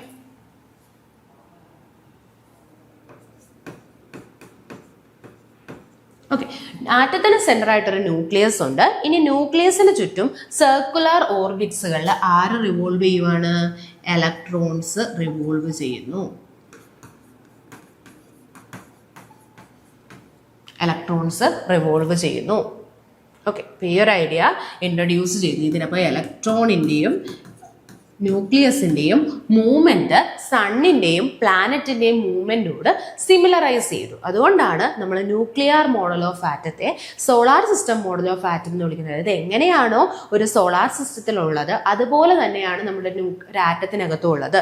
സോളാർ സിസ്റ്റത്തിൽ സെൻറ്ററിൽ സണ്ണുണ്ട്, അതിന് ചുറ്റും സർക്കുലർ ഓർബിറ്റ്സ് ഉണ്ട്, അതിലാണ് പ്ലാനറ്റ് മൂവ് ചെയ്യുന്നത്. അതുപോലെ തന്നെ സെൻറ്റർ, ഒരു ആറ്റം എടുത്തു കഴിഞ്ഞാൽ ആറ്റത്തിൻ്റെ പോസിറ്റീവ് ചാർജും മാസും കോൺസെൻട്രേറ്റ് ചെയ്ത ഒരു ന്യൂക്ലിയസ് ആണ് അവിടെ സെന്ററായിട്ട് ആക്ട് ചെയ്യുന്നത്. ഈ ന്യൂക്ലിയസിന് ചുറ്റും സർക്കുലർ ഓർബിറ്റ്സ് ഉണ്ട്. ഈ സർക്കുലർ ഓർബിറ്റ്സിൽ എങ്ങനെയാണോ പ്ലാനറ്റ്സ് റിവോൾവ് ചെയ്യുന്നത്, സണ്ണിനെ റിവോൾവ് ചെയ്യുന്നത്, അതുപോലെ ഇലക്ട്രോൺസ് റിവോൾവ് ചെയ്യും. ഇനി നോക്കിയേ, ഇലക്ട്രോൺസിനെയും ന്യൂക്ലിയസിനെയും ഹോൾഡ് ചെയ്യുന്നത് ഇലക്ട്രോസ്റ്റാറ്റിക് ഫോഴ്സ് ഓഫ് അട്രാക്ഷൻ ആണ്. ഇവിടെ ഇലക്ട്രോണും ന്യൂക്ലിയസിനും ഇടയിലായിട്ട് ഒരു ഇലക്ട്രോസ്റ്റാറ്റിക് ഫോഴ്സ് എക്സിസ്റ്റ് ചെയ്യുന്നുണ്ട്. ഇതിന് മറ്റൊരു പേരാണ് കേട്ടോ, കൂളോം ഫോഴ്സ്. നിങ്ങൾ പഠിച്ചിട്ടുണ്ടായിരിക്കും ഫിസിക്സിൽ നമ്മൾ കൂളോം ഫോഴ്സ് എന്നൊക്കെ പറയത്തില്ലേ. അപ്പോൾ ഇവിടെ ഒരാൾ പോസിറ്റീവ് ചാർജ്, ഒരാൾ നെഗറ്റീവ് ചാർജും അല്ലേ. അപ്പോൾ രണ്ട് ചാർജസിനിടയിൽ എക്സിസ്റ്റ് ചെയ്യുന്ന ഫോഴ്സ് ആണ് കൂളോം ഫോഴ്സ്. നിങ്ങൾ പഠിച്ചിട്ടുണ്ടായിരിക്കും 1/4πε0 Q1 Q2/r² ആണ് നമ്മുടെ കൂളോം ഫോഴ്സിന്റെ ഇക്വേഷൻ. അപ്പോൾ അതിന് സിമിലർ ആയിട്ടുള്ള ഒരു കൂളോം ഫോഴ്സ് ആണ് ഇവിടെ ന്യൂക്ലിയസിനും ഇലക്ട്രോണും ഇടയിൽ എക്സ്റ്റാബ്ലിഷ് ചെയ്യുന്നത്. അതിന്റെ മറ്റൊരു പേരാണ് ഇലക്ട്രോസ്റ്റാറ്റിക് ഫോഴ്സ്. ഓക്കെ, അപ്പോൾ ഇതാണ് നമ്മുടെ ന്യൂക്ലിയർ മോഡൽ ഓഫ് ആറ്റം. അപ്പോൾ ന്യൂക്ലിയർ മോഡൽ ഓഫ് ആറ്റത്തിൻ്റെ മറ്റൊരു പേരെന്ന് ചോദിച്ചാൽ നിങ്ങൾ വേണം solar system model of atom. Introduce ചെയ്തത് റുദർഫോർഡ് ആണ്. ഈ ഒരു ഇതിലാണ് ആദ്യമായിട്ട് ഓർബിറ്റ്സിനെ പറ്റി, സർക്കുലർ ഓർബിറ്റ്സിനെ പറ്റി പറയുന്നത്. പക്ഷേ എപ്പോഴും എക്സാമിന് ചോദിക്കും ഓർബിറ്റ്സിനെ പറ്റി ഇൻട്രൊഡ്യൂസ് ചെയ്ത ആറ്റം മോഡൽ ഏത് എന്ന് ചോദിച്ചാൽ നിങ്ങൾ റുദർഫോർഡ് എഴുതരുത്. കാരണം ആറ്റത്തിൽ ആദ്യമായിട്ട് ഓർബിറ്റിനെ പറ്റി പറഞ്ഞു, പക്ഷേ ഓർബിറ്റിൻ്റെ ഒരു ക്ലിയർ ആയിട്ടുള്ള ഒരു ഡെഫിനിഷനൊക്കെ അല്പം കൂടി നൽകിയത് നമ്മൾ അടുത്തത് പഠിക്കുന്ന ബോർ ആറ്റം മോഡലാണ്. അതുകൊണ്ട് ബോർ ആറ്റം മോഡലാണ് ഓർബിറ്റിനെ പറ്റി പഠിക്കുന്നതെന്നാണ് നമ്മൾ എപ്പോഴും PSC ആൻസർ ആയിട്ട് എഴുതുന്നത്. സോ ഓർബിറ്റ് ഇൻട്രൊഡ്യൂസ് ചെയ്ത ആറ്റം മോഡൽ ഏതാണെന്ന് ചോദിച്ചാൽ നിങ്ങൾ എഴുതേണ്ടത് ബോർ ആറ്റം മോഡലാണ് കേട്ടോ. പക്ഷെ നിങ്ങളിപ്പോൾ മനസ്സിലാക്കി വെക്കുക, ഈ സോളാർ സിസ്റ്റം മോഡൽ വെച്ചിട്ട് ഓർബിറ്റിനെ പറ്റിയൊക്കെ ഒരു ഐഡിയ തന്നത് ആക്ച്വലി നമ്മുടെ റുദർഫോർഡ് ആണ്. പക്ഷേ ക്ലിയർലി ഓർബിറ്റ് എങ്ങനെ ആയിരിക്കണം അതിൻ്റെ കുറച്ച് കണ്ടീഷനൊക്കെ ഉണ്ട്. അതിനെയൊക്കെ പറ്റി എക്സ്പ്ലെയിൻ ചെയ്തത് ബോർ ആയതുകൊണ്ടാണ് ഓർബിറ്റിനെ പറ്റി ഇൻട്രൊഡ്യൂസ് ചെയ്ത ആറ്റം മോഡൽ ഏത് എന്നുള്ളതിൻ്റെ ആൻസർ ബോർ ആറ്റം മോഡലായിട്ട് വരുന്നത് കേട്ടോ. അത് തിരിഞ്ഞു പോകരുതേ. ഓക്കെ,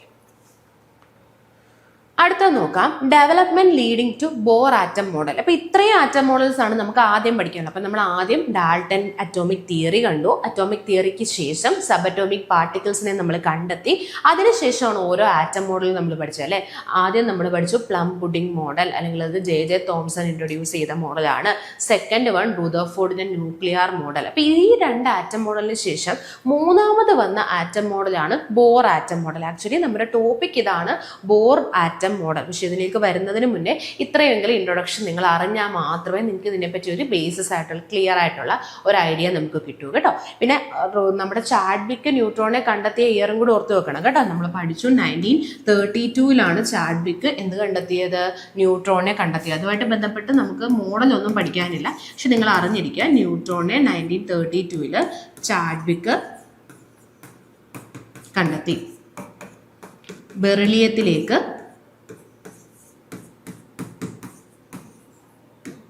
ഒരു ന്യൂട്രോണിനെ ഇൻസിഡന്റ് ചെയ്യിപ്പിച്ചിട്ടാണ് കേട്ടോ. ന്യൂട്രോണിനെ അല്ല, സോറി,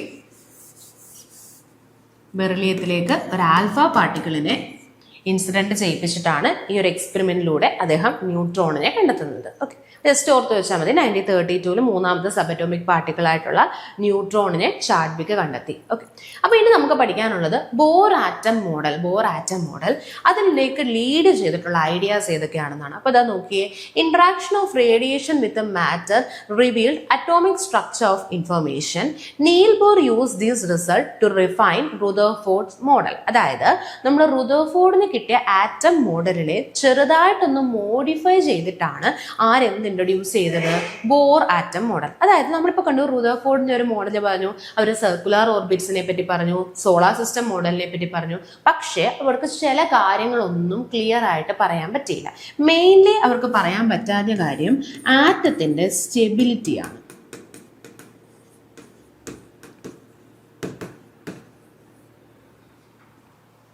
ഓക്കെ, അതായത് ഇവിടെ നമ്മൾ കണ്ടില്ലേ, നിങ്ങൾക്ക് ഇവിടെ കാണാൻ പറ്റും, ഓരോ ഇലക്ട്രോണും ഒരു സർക്കുലർ പാത്തിലാണ് നമ്മളെ ന്യൂക്ലിയസിന് ചുറ്റും ഇങ്ങനെ റിവോൾവ് ചെയ്യുന്നത്. അപ്പം നമ്മളിപ്പോൾ ഒരു സർക്കുലർ പാത്തിൽ കുറേ ടൈം ഇങ്ങനെ കറങ്ങിക്കൊണ്ടിരിക്കുമ്പം ആക്ച്വലി നമ്മുടെ എനർജി ലോസ് ചെയ്ത് നമ്മൾ സെൻറ്ററിലോട്ട് വീടില്ലേ?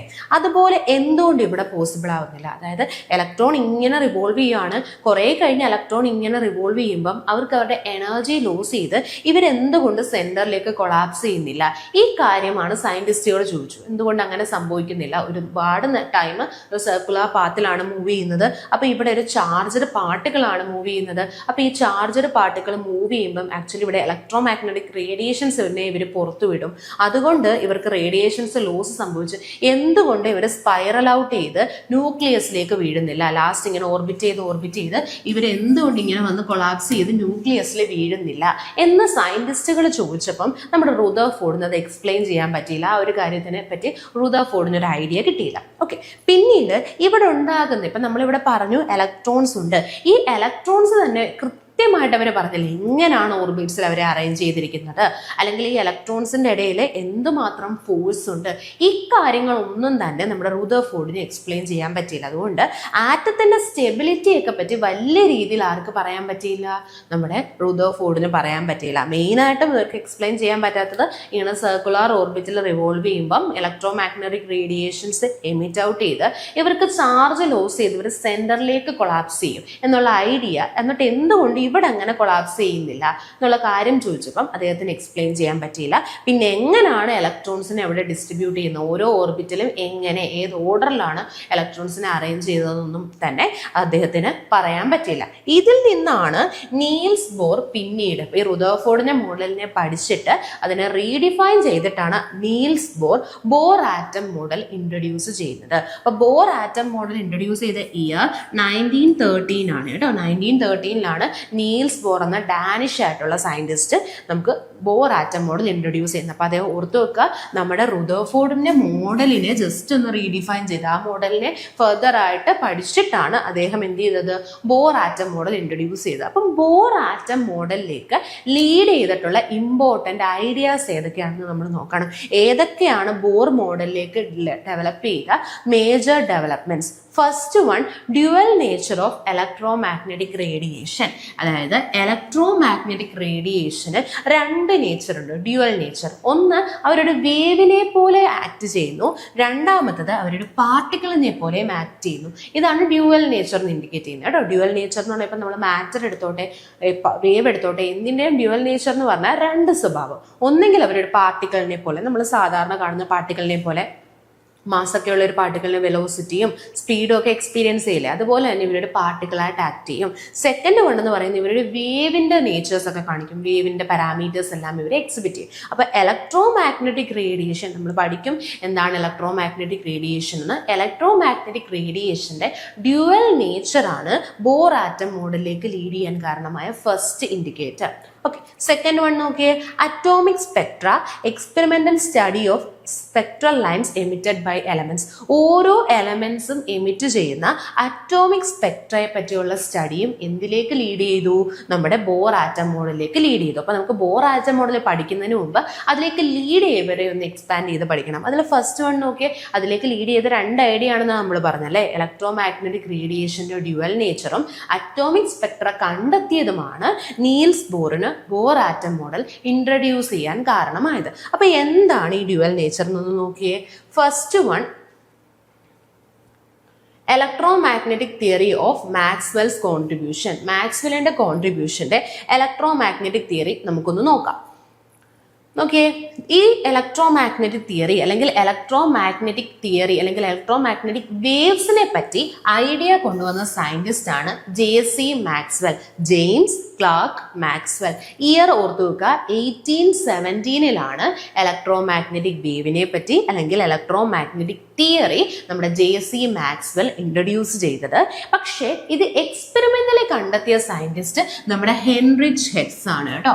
ഹെൻറിച്ച് ഹെർട്സ് ആണ് ഈ ഒരു പരീക്ഷണം, അതായത് EM വേവ്സിനെ പറ്റി പറഞ്ഞു, ഇലക്ട്രോമാഗ്നറ്റിക് വേവ് എന്നുള്ള ഒരു ഐഡിയ പറഞ്ഞത് നമ്മുടെ മാക്സ്വെൽ ആണ്. പക്ഷേ ഈ ഒരു കാര്യം എക്സ്പെരിമെന്റിലൂടെ ചെയ്തത് ആരെന്ന് ചോദിച്ചാൽ നിങ്ങൾ പറയണം അത് ഹെൻറിച്ച് ഹെർട്സ് ആണ്. ചോദിക്കാൻ നല്ല ചാൻസ് ഉള്ള ക്വസ്റ്റ്യൻ ആണ്. കാരണം എക്സ്പെരിമെന്റലി എന്ന് കാണുമ്പോൾ ചിലർക്ക് അത് ഡൗട്ട് ആകും. ഓർത്തു വെക്കുക, EM വേവ്സ് കണ്ടെത്തിയത്, EM വേവ്സിനെ പറ്റി പറഞ്ഞത് എല്ലാം ആരാണ്? അതിനെപ്പറ്റി സ്റ്റേറ്റ് ചെയ്തത് അല്ലെങ്കിൽ അതിനെപ്പറ്റി ഒരു ഐഡിയ കൊണ്ടുവന്നത്, ഡെവലപ്പ് ചെയ്തതെല്ലാം തന്നെ നമ്മുടെ ജെയിംസ് ക്ലാർക്ക് മാക്സ്വെൽ ആണ് അല്ലെങ്കിൽ JC. Maxwell.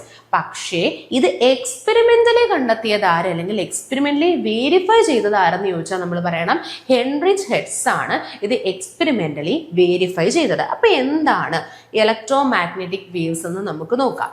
Moving electrically charged particle will produce alternating electric and magnetic field. അതായത് ഒരു ചാർജ്ഡ് പാർട്ടിക്കിൾ, ഇപ്പൊ എൻ്റെ എന്തെങ്കിലും ഒരു ചാർജ്ഡ് പാർട്ടിക്കിൾ ഉണ്ട്, അതായത് ഇത് പോസിറ്റീവോ നെഗറ്റീവോ ചാർജ്ഡ് പാർട്ടിക്കിൾ. അപ്പൊ ഞാൻ ഇപ്പോൾ ഒരു പോസിറ്റീവ് ചാർജ്ഡ് പാർട്ടിക്കിൾ ആണെന്ന് വിചാരിക്കാം. അപ്പൊ ഈ പോസിറ്റീവ്ലി ചാർജ്ഡ് പാർട്ടിക്കിൾ മൂവ് ചെയ്യുവാണ്. ഇപ്പൊ ഇവിടെ നിൽക്കുന്നു, അയാൾ ഇങ്ങോട്ടെത്തി. അപ്പൊ ഈ മൂവ് ചെയ്യുമ്പം ഇവരുമായിട്ട് അസോസിയേറ്റ് ചെയ്ത് ഓൾറെഡി നമുക്കറിയാം ഒരു ചാർജ് പാർട്ടിക്കിൾ പോസിറ്റീവ് ആണ് നെഗറ്റീവ് ആണ്. ഒരു ഇലക്ട്രിക്കലി ചാർജ്ഡ് പാർട്ടിക്കിളിന് ചുറ്റുമായിട്ട് ഒരു ഇലക്ട്രിക് ഫീൽഡ് കാണും അല്ലേ. അപ്പൊ ഈ ഇലക്ട്രിക് ഫീൽഡ് ഓൾറെഡി ഇതിനുണ്ട്, കാരണം ഇതിനൊരു ചാർജ് ഉണ്ട്, അതുകൊണ്ട് ഇതിനൊരു ഇലക്ട്രിക് ഫീൽഡ് ഉണ്ട്. ഇനി ഈ പാർട്ടിക്കിൾ ജസ്റ്റ് മൂവ് ചെയ്യാൻ തുടങ്ങുമ്പോഴത്തേക്ക് ഇതിന് ചുറ്റും ഒരു മാഗ്നറ്റിക് ഫീൽഡും ജനറേറ്റ് ചെയ്യും.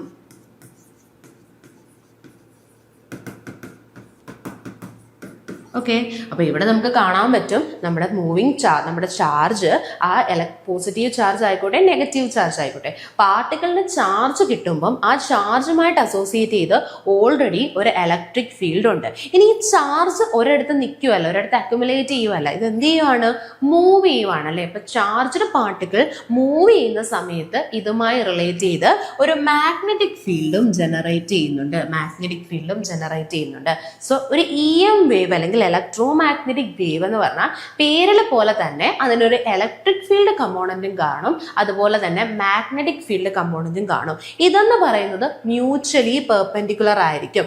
ഈ ഇലക്ട്രിക് ഫീൽഡും മാഗ്നറ്റിക് ഫീൽഡും മ്യൂച്വലി പെർപെൻഡിക്കുലർ ആയിരിക്കും. അതായത് നമ്മളിപ്പം ഒരു വേവ് ഇങ്ങനെ പ്രൊപ്പഗേറ്റ് ചെയ്യുവാണ്, നമ്മുടെ ഒരു ഇലക്ട്രോമാഗ്നറ്റിക് വേവിന്റെ ഡയറക്ഷൻ ഇങ്ങനെ ആണെങ്കിൽ ഇവിടെ നമുക്ക് നോക്കിയാൽ മൊത്തത്തിൽ കാണാം മ്യൂച്വലി പെർപെൻഡിക്കുലർ ആയിട്ട് ഒരു ഇലക്ട്രിക് ഫീൽഡ് ഉണ്ട്. അപ്പം ഞാൻ അതിനെ ഈ കമ്പോണന്റിൽ കൊടുക്കാം.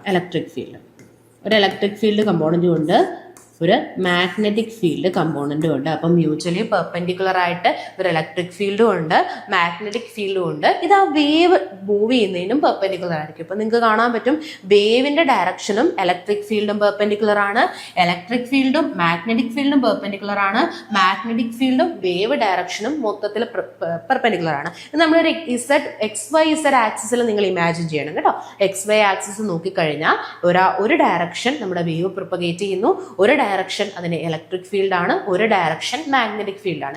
ഇവരെല്ലാം തന്നെ മ്യൂച്വലി പെർപെൻഡിക്കുലർ ആയിരിക്കും. ഓക്കെ, അടുത്ത നോക്കിയേ, light is A form of electromagnetic radiation. ഇത്തരത്തിലുള്ള EM വേവ്സിനെ നമ്മൾ മെയിൻലി രണ്ട് രീതിയിലാണ് അറേഞ്ച് ചെയ്യുന്നത്. ഒന്നെങ്കിൽ നമ്മൾ അവരെ വേവ് ലെങ്തിന്റെ ഓർഡറിൽ അറേഞ്ച് ചെയ്യും, അല്ലെങ്കിൽ അവരെ നമ്മൾ ഫ്രീക്വൻസിയുടെ ഓർഡറിൽ അറേഞ്ച് ചെയ്യും. ഇവിടെ കൊടുത്തിട്ടുണ്ട്. ഇവിടെ നോക്കിയേ, നമ്മുടെ ഇലക്ട്രോമാഗ്നറ്റിക് വേവ്സ്. അപ്പം നമ്മൾ കണ്ടു ഇലക്ട്രോമാഗ്നറ്റിക് വേവ്സ് എന്ന് പറയുന്നത് ഒരു ചാർജ്ഡ് പാർട്ടിക്കിൾ മൂവ് ചെയ്യുമ്പോൾ നമുക്ക് കാണാൻ പറ്റും അവിടെ ഇലക്ട്രിക് ഫീൽഡും ജനറേറ്റ് ചെയ്യും, മാഗ്നറ്റിക് ഫീൽഡും ജനറേറ്റ് ചെയ്യും. ഇത് വേവ് പ്രൊപ്പഗേറ്റ് ചെയ്യുന്നതിന് പെർപെൻഡിക്കുലർ ആയിരിക്കും. അപ്പം ഇത്തരത്തിലുള്ളവരാണ് EM വേവ്സ്. അപ്പം EM വേവ്സിനെ ഞാനിപ്പോൾ പറഞ്ഞു, ഒന്നെങ്കിൽ നിങ്ങൾക്ക് ഫ്രീക്വൻസിയുടെ ഓർഡറിൽ അറേഞ്ച് ചെയ്യാം, അല്ലെങ്കിൽ നമുക്ക് വേവ് ലെങ്തിന്റെ ഓർഡറിൽ അറേഞ്ച് ചെയ്യാം. അപ്പം ഇവരെ നമ്മൾ ഈ ഒരു ഓർഡറിൽ ഒന്നെങ്കിൽ വേവ് ലെങ്ത് ഇൻക്രീസ് ചെയ്യുന്ന ഓർഡറിൽ അറേഞ്ച് ചെയ്യുന്നു, അല്ലെങ്കിൽ ഫ്രീക്വൻസി ഇൻക്രീസ് ചെയ്യുന്ന ഓർഡറിൽ അറേഞ്ച് ചെയ്യുന്നു. അപ്പൊ നമ്മൾ ഇങ്ങനെ അറേഞ്ച് ചെയ്യുമ്പോൾ നമുക്ക് കിട്ടുന്നതാണ് electromagnetic spectrum. Okay, electromagnetic spectrum. അപ്പൊ ഏതൊക്കെയാണ് EM വേവ്സ് എന്ന് നോക്കിയാൽ നമുക്ക് കിട്ടും. ഗാമ റേസ് ഒരു EM വേവ് ആണ്. X rays, ultraviolet rays, visible, infrared, microwave and radio waves. ഇതാണ് ജനറലി ഉള്ള 7 EM വേവ്സുകൾ. പേരോർത്ത് നോക്കുക. Gamma ray, X ray, ultraviolet ray, visible ray, infrared, microwave, radio. അപ്പൊ ഇതിന് നമുക്കൊരു ഷോർട്ട് കട്ട് ഉണ്ട്, നിങ്ങൾ ഇങ്ങനെ പഠിച്ചാൽ മതി. Riyas mother is visiting uncle Saviour's garden. Okay. Riya's mother is visiting Uncle Saviour's garden. ഈ ഒരു കോഡ് നിങ്ങൾ ജസ്റ്റ് ഒന്ന് നോക്കി വെച്ചാൽ മതി. ഇവിടെ നോക്കിയേ, റിയ. ഇവിടെ R ഇൻഡിക്കേറ്റ് ചെയ്യുന്നത് നമ്മുടെ റേഡിയോനെയാണ് കേട്ടോ. Radio waves. എം മൈക്രോവേവ് ആണ്. മൈക്രോ. I infrared. വിസിബിളിനെയാണ് വിസിറ്റിംഗ് കൊണ്ട് മീൻ ചെയ്യുന്നത്. Uncle UV. സേവിയറിന്റെ എക്സ് റേ. ഗാർഡന്റെ G ഗാമ. ഓക്കെ, അപ്പൊ ഇതാണ് 7 നമ്മുടെ EM വേവ്സുകൾ. ഓർത്തു നോക്കുക. Radio, micro, infrared, visible, UV, X ray, gamma. ഇതില് ഗാമ നമ്മളിപ്പോൾ അറേഞ്ച് ചെയ്തതെന്ന് പറയുന്നത് ഫ്രീക്വൻസിയുടെ ഇൻക്രീസിങ് ഓർഡറിലാണ്. ഞാനിപ്പോൾ അറേഞ്ച് ചെയ്യുന്നത് ഫ്രീക്വൻസിന്റെ ഓർഡറിലാണ്. ഏറ്റവും കൂടുതൽ ഫ്രീക്വൻസി എന്ന് പറയുന്നത് ഗാമയ്ക്കാണ് കേട്ടോ. അപ്പൊ ഗാമയുടെ കേസ് ഓർത്തു നോക്കുക. ഗാമയാണ് ഹൈ ഫ്രീക്വൻസി.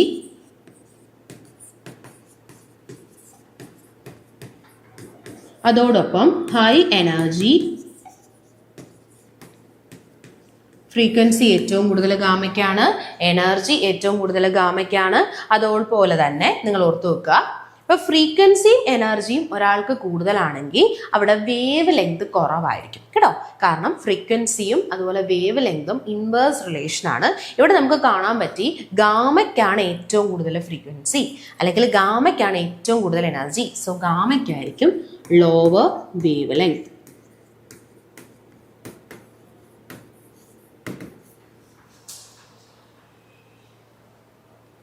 അപ്പോൾ അതാ നോക്കിയേ, ഗാമയുടെ കേസിൽ നമ്മൾ നോക്കി ഹയർ ഫ്രീക്വൻസി ഗാമയ്ക്കാണ്, ഹയർ എനർജി ഗാമയ്ക്കാണ്, ലോവർ വേവ് ലെങ്ത് ആണ് ഗാമയ്ക്ക്. അപ്പൊ നമുക്ക് നോക്കാം റേഡിയോയുടെ ഒന്ന് നോക്കിയേ. ഇപ്പൊ നമ്മൾ കണ്ടു ഏറ്റവും കൂടുതൽ ഫ്രീക്വൻസി ഗാമയ്ക്കല്ലേ, ഏറ്റവും എനർജി ഗാമയ്ക്കാണ്, വേവ് ലെങ്ത് ഏറ്റവും കുറവും ഗാമയ്ക്കാണ്. അപ്പൊ നിങ്ങൾ നോക്കിയേ റേഡിയോയുടെ പ്രത്യേകത എന്തായിരിക്കും?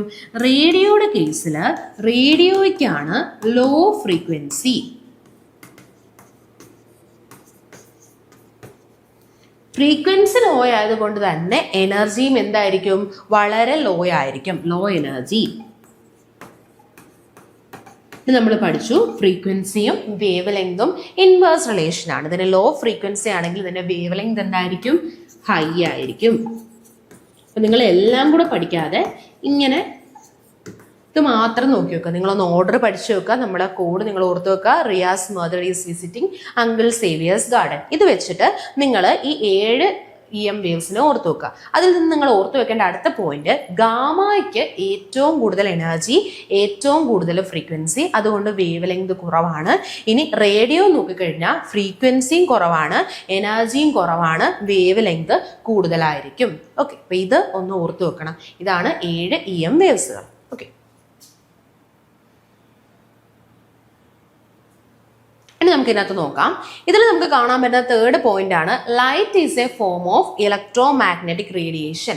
ഈ ഇലക്ട്രോ മാഗ്നറ്റിക് റേഡിയേഷനിൽ ഒരാളാണ് ലൈറ്റ്. ഇതിനു വേണ്ടിയാണ് നമ്മൾ ആ EM സ്പെക്ട്രം പറഞ്ഞത്. നമുക്ക് കാണാൻ പറ്റും EM സ്പെക്ട്രത്തിൽ നിങ്ങൾക്ക് വിസിബിൾ ലൈറ്റ് എന്ന് പറഞ്ഞിട്ട് റീജിയൻ ഇല്ലേ, വിസിബിൾ ലൈറ്റ്. അതായത് നമുക്ക് വിസിബിൾ ലൈറ്റ് എന്താണ്, ഒരു EM വേവ് ആണ്. അപ്പൊ EM വേവ് ആര് എന്ന് ചോദിച്ചാൽ നിങ്ങൾ ഈ 7 പേരുടെ പേര് അറിഞ്ഞിരിക്കണം. അതിനാണ് നമ്മൾ ഈ കോഡ് പഠിച്ചത്. പിന്നെ ഈ കോഡ് അതിന്റെ ഒരു ഓർഡറിലുമാണ് കൊടുത്തിരിക്കുന്നത്. അതുകൊണ്ട് നിങ്ങൾ ഈ കോഡ് കൃത്യമായിട്ട് പഠിക്കുക. കാരണം ഓപ്ഷനകത്ത് ഏതാണ് EM വേവ് എന്ന് ചോദിക്കുമ്പോൾ നിങ്ങൾക്ക് അറിഞ്ഞിരിക്കണം. നിങ്ങൾ തെറ്റിക്കാനായിട്ട് കോസ്മിക് വേവ്സും മറ്റും ഒക്കെ ഓപ്ഷനിൽ തരും. അപ്പോൾ നിങ്ങൾ കൃത്യമായിട്ട് എല്ലാ EM വേവ്സിന്റെയും പേരുകൾ പഠിച്ചിരിക്കുക. ഓക്കെ, അടുത്തത് നോക്കാം. ലൈറ്റ് എന്ന് പറയുന്നത് ഈ EM വേവിൽ ഒരാളാണ്. ഓക്കെ, അപ്പൊ അത് നോക്കിയേ. Earlier Newton light was thought to be made of particles. നമ്മൾ ന്യൂട്ടന്റെ ഒരു ഫേമസ് ആയിട്ടുള്ള തിയറിയാണ് കോപ്പസ്കുലാർ തിയറി ഓഫ് ലൈറ്റ്. അപ്പൊ ന്യൂട്ടൺ പറയുന്നു ലൈറ്റിൽ ഫുള്ള് പാർട്ടിക്കിൾസ് ആണ്. ലൈറ്റിനെ ഒരു വേവ് ആയിട്ട് കൺസിഡർ ചെയ്യാതെ ന്യൂട്ടൺ തന്നെ ഒരു പാർട്ടിക്കിൾ ആയിട്ടാണ് കൺസിഡർ ചെയ്തത്. പക്ഷെ നമുക്ക് ഈ ഒരു EM വേവിന്റെ, നമ്മളിപ്പോൾ ഇലക്ട്രോ മാഗ്നറ്റിക് വേവ്സ് പഠിക്കുമ്പോൾ നമുക്ക് മനസ്സിലാവും ഈ വേവിന്റെ എല്ലാം എന്തുണ്ട്, വേവിന്റെ നേച്ചേഴ്സ് എല്ലാം കുറെ വേവ് പാരാമീറ്റേഴ്സ് ഉണ്ട്. എല്ലാം തന്നെ EM വേവ്സ് ഒബേ ചെയ്യുന്നു. അതായത് EM വേവ്സിന് ഒരു വേവ് നേച്ചർ ഉണ്ട്. നമ്മളിപ്പോൾ ഇലക്ട്രോ മാഗ്നറ്റിക് റേഡിയേഷൻ നോക്കിക്കഴിഞ്ഞാൽ അവരുടെ വേവിനെ പോലെ വേവിന്റെ എല്ലാ ബിഹേവിയറും കാണിക്കും, അല്ലെങ്കിൽ ഇവർക്ക് വേവ് നേച്ചർ ഉണ്ട്. അതിനാണ് 19th സെഞ്ചുറിയിൽ ഈ ലൈറ്റിന്റെ വേവ് നേച്ചറും പ്രൂവ് ചെയ്തത് അല്ലെങ്കിൽ തെളിയിച്ച സയന്റിസ്റ്റ് ആയിരുന്നു നമ്മുടെ JC മാക്സ്വെൽ. അപ്പൊ JC മാക്സ്വെൽ EM വേവ്സിനെ പറ്റി ഒരു ഐഡിയ ഇൻട്രൊഡ്യൂസ് ചെയ്തു. EM വേവ്സിന്റെ ഐഡിയ ഇൻട്രൊഡ്യൂസ് ചെയ്യുന്നതിനോടൊപ്പം ലൈറ്റിന്റെ EM വേവ് നേച്ചർ ആണ്, ലൈറ്റും ഒരു EM വേവ് നേച്ചർ ആണ് എന്ന് പറഞ്ഞതാരാണ്, JC മാക്സ്വെൽ ആണ്. എന്നാൽ EM വേവ്സിന്റെ എക്സിസ്റ്റൻസ് എക്സ്പെരിമെന്റലി പ്രൂവ് ചെയ്തതായിരുന്നു ചോദിച്ചാൽ നിങ്ങൾ പറയണം ഹെൻറിച്ച് ഹെർട്സ്. അടുത്ത നോക്കിയേ. Light waves have both electric and magnetic oscillation perpendicular to each other. അതായത് എല്ലാ EM വേവിനും നമുക്ക് കാണാൻ പറ്റും ഇലക്ട്രിക് ഫീൽഡും ഉണ്ട്, മാഗ്നറ്റിക് ഫീൽഡും ഉണ്ട്. ഇത് വേവ് പ്രൊപ്പഗേഷന് പെർപെൻഡിക്കുലർ ആയിരിക്കും, അല്ലെങ്കിൽ ഇവരെല്ലാം തന്നെ മ്യൂച്വലി പെർപെൻഡിക്കുലർ ആണ്. അതിന് സിമിലർ ആയിട്ട് നമുക്ക് തന്നെ പറയാം, നമ്മളൊരു ലൈറ്റ് എടുത്താൽ ലൈറ്റിനും ഒരു ഇലക്ട്രിക് ഫീൽഡ് ഉണ്ട്, ലൈറ്റിനും ഒരു മാഗ്നറ്റിക് ഫീൽഡ് ഉണ്ട്. ഇതെന്തായിരിക്കും, മ്യൂച്വലി പെർപെൻഡിക്കുലർ ആയിരിക്കും, പെർപെൻഡിക്കുലർ ടു ഈച്ച് ആണ്. ഓക്കെ, അടുത്ത പോയിന്റ് നോക്കിയേ. EM wave emission, electro magnetic waves എങ്ങനെയാണ് എമിറ്റ് ചെയ്യുന്നത് നമുക്കൊന്ന് നോക്കാം. Accelerating charged particle emit electro magnetic waves. നമ്മൾ നേരത്തെ കണ്ടു ഒരു ചാർജ്ഡ് പാർട്ടിക്കിൾ, ഞാൻ നേരത്തെ പറഞ്ഞു നമ്മളൊരു പോസിറ്റീവ് ചാർജ് മൂവ് ചെയ്യുന്നു അല്ലെങ്കിൽ ഒരു നെഗറ്റീവ് ചാർജ് മൂവ് ചെയ്യുന്നു.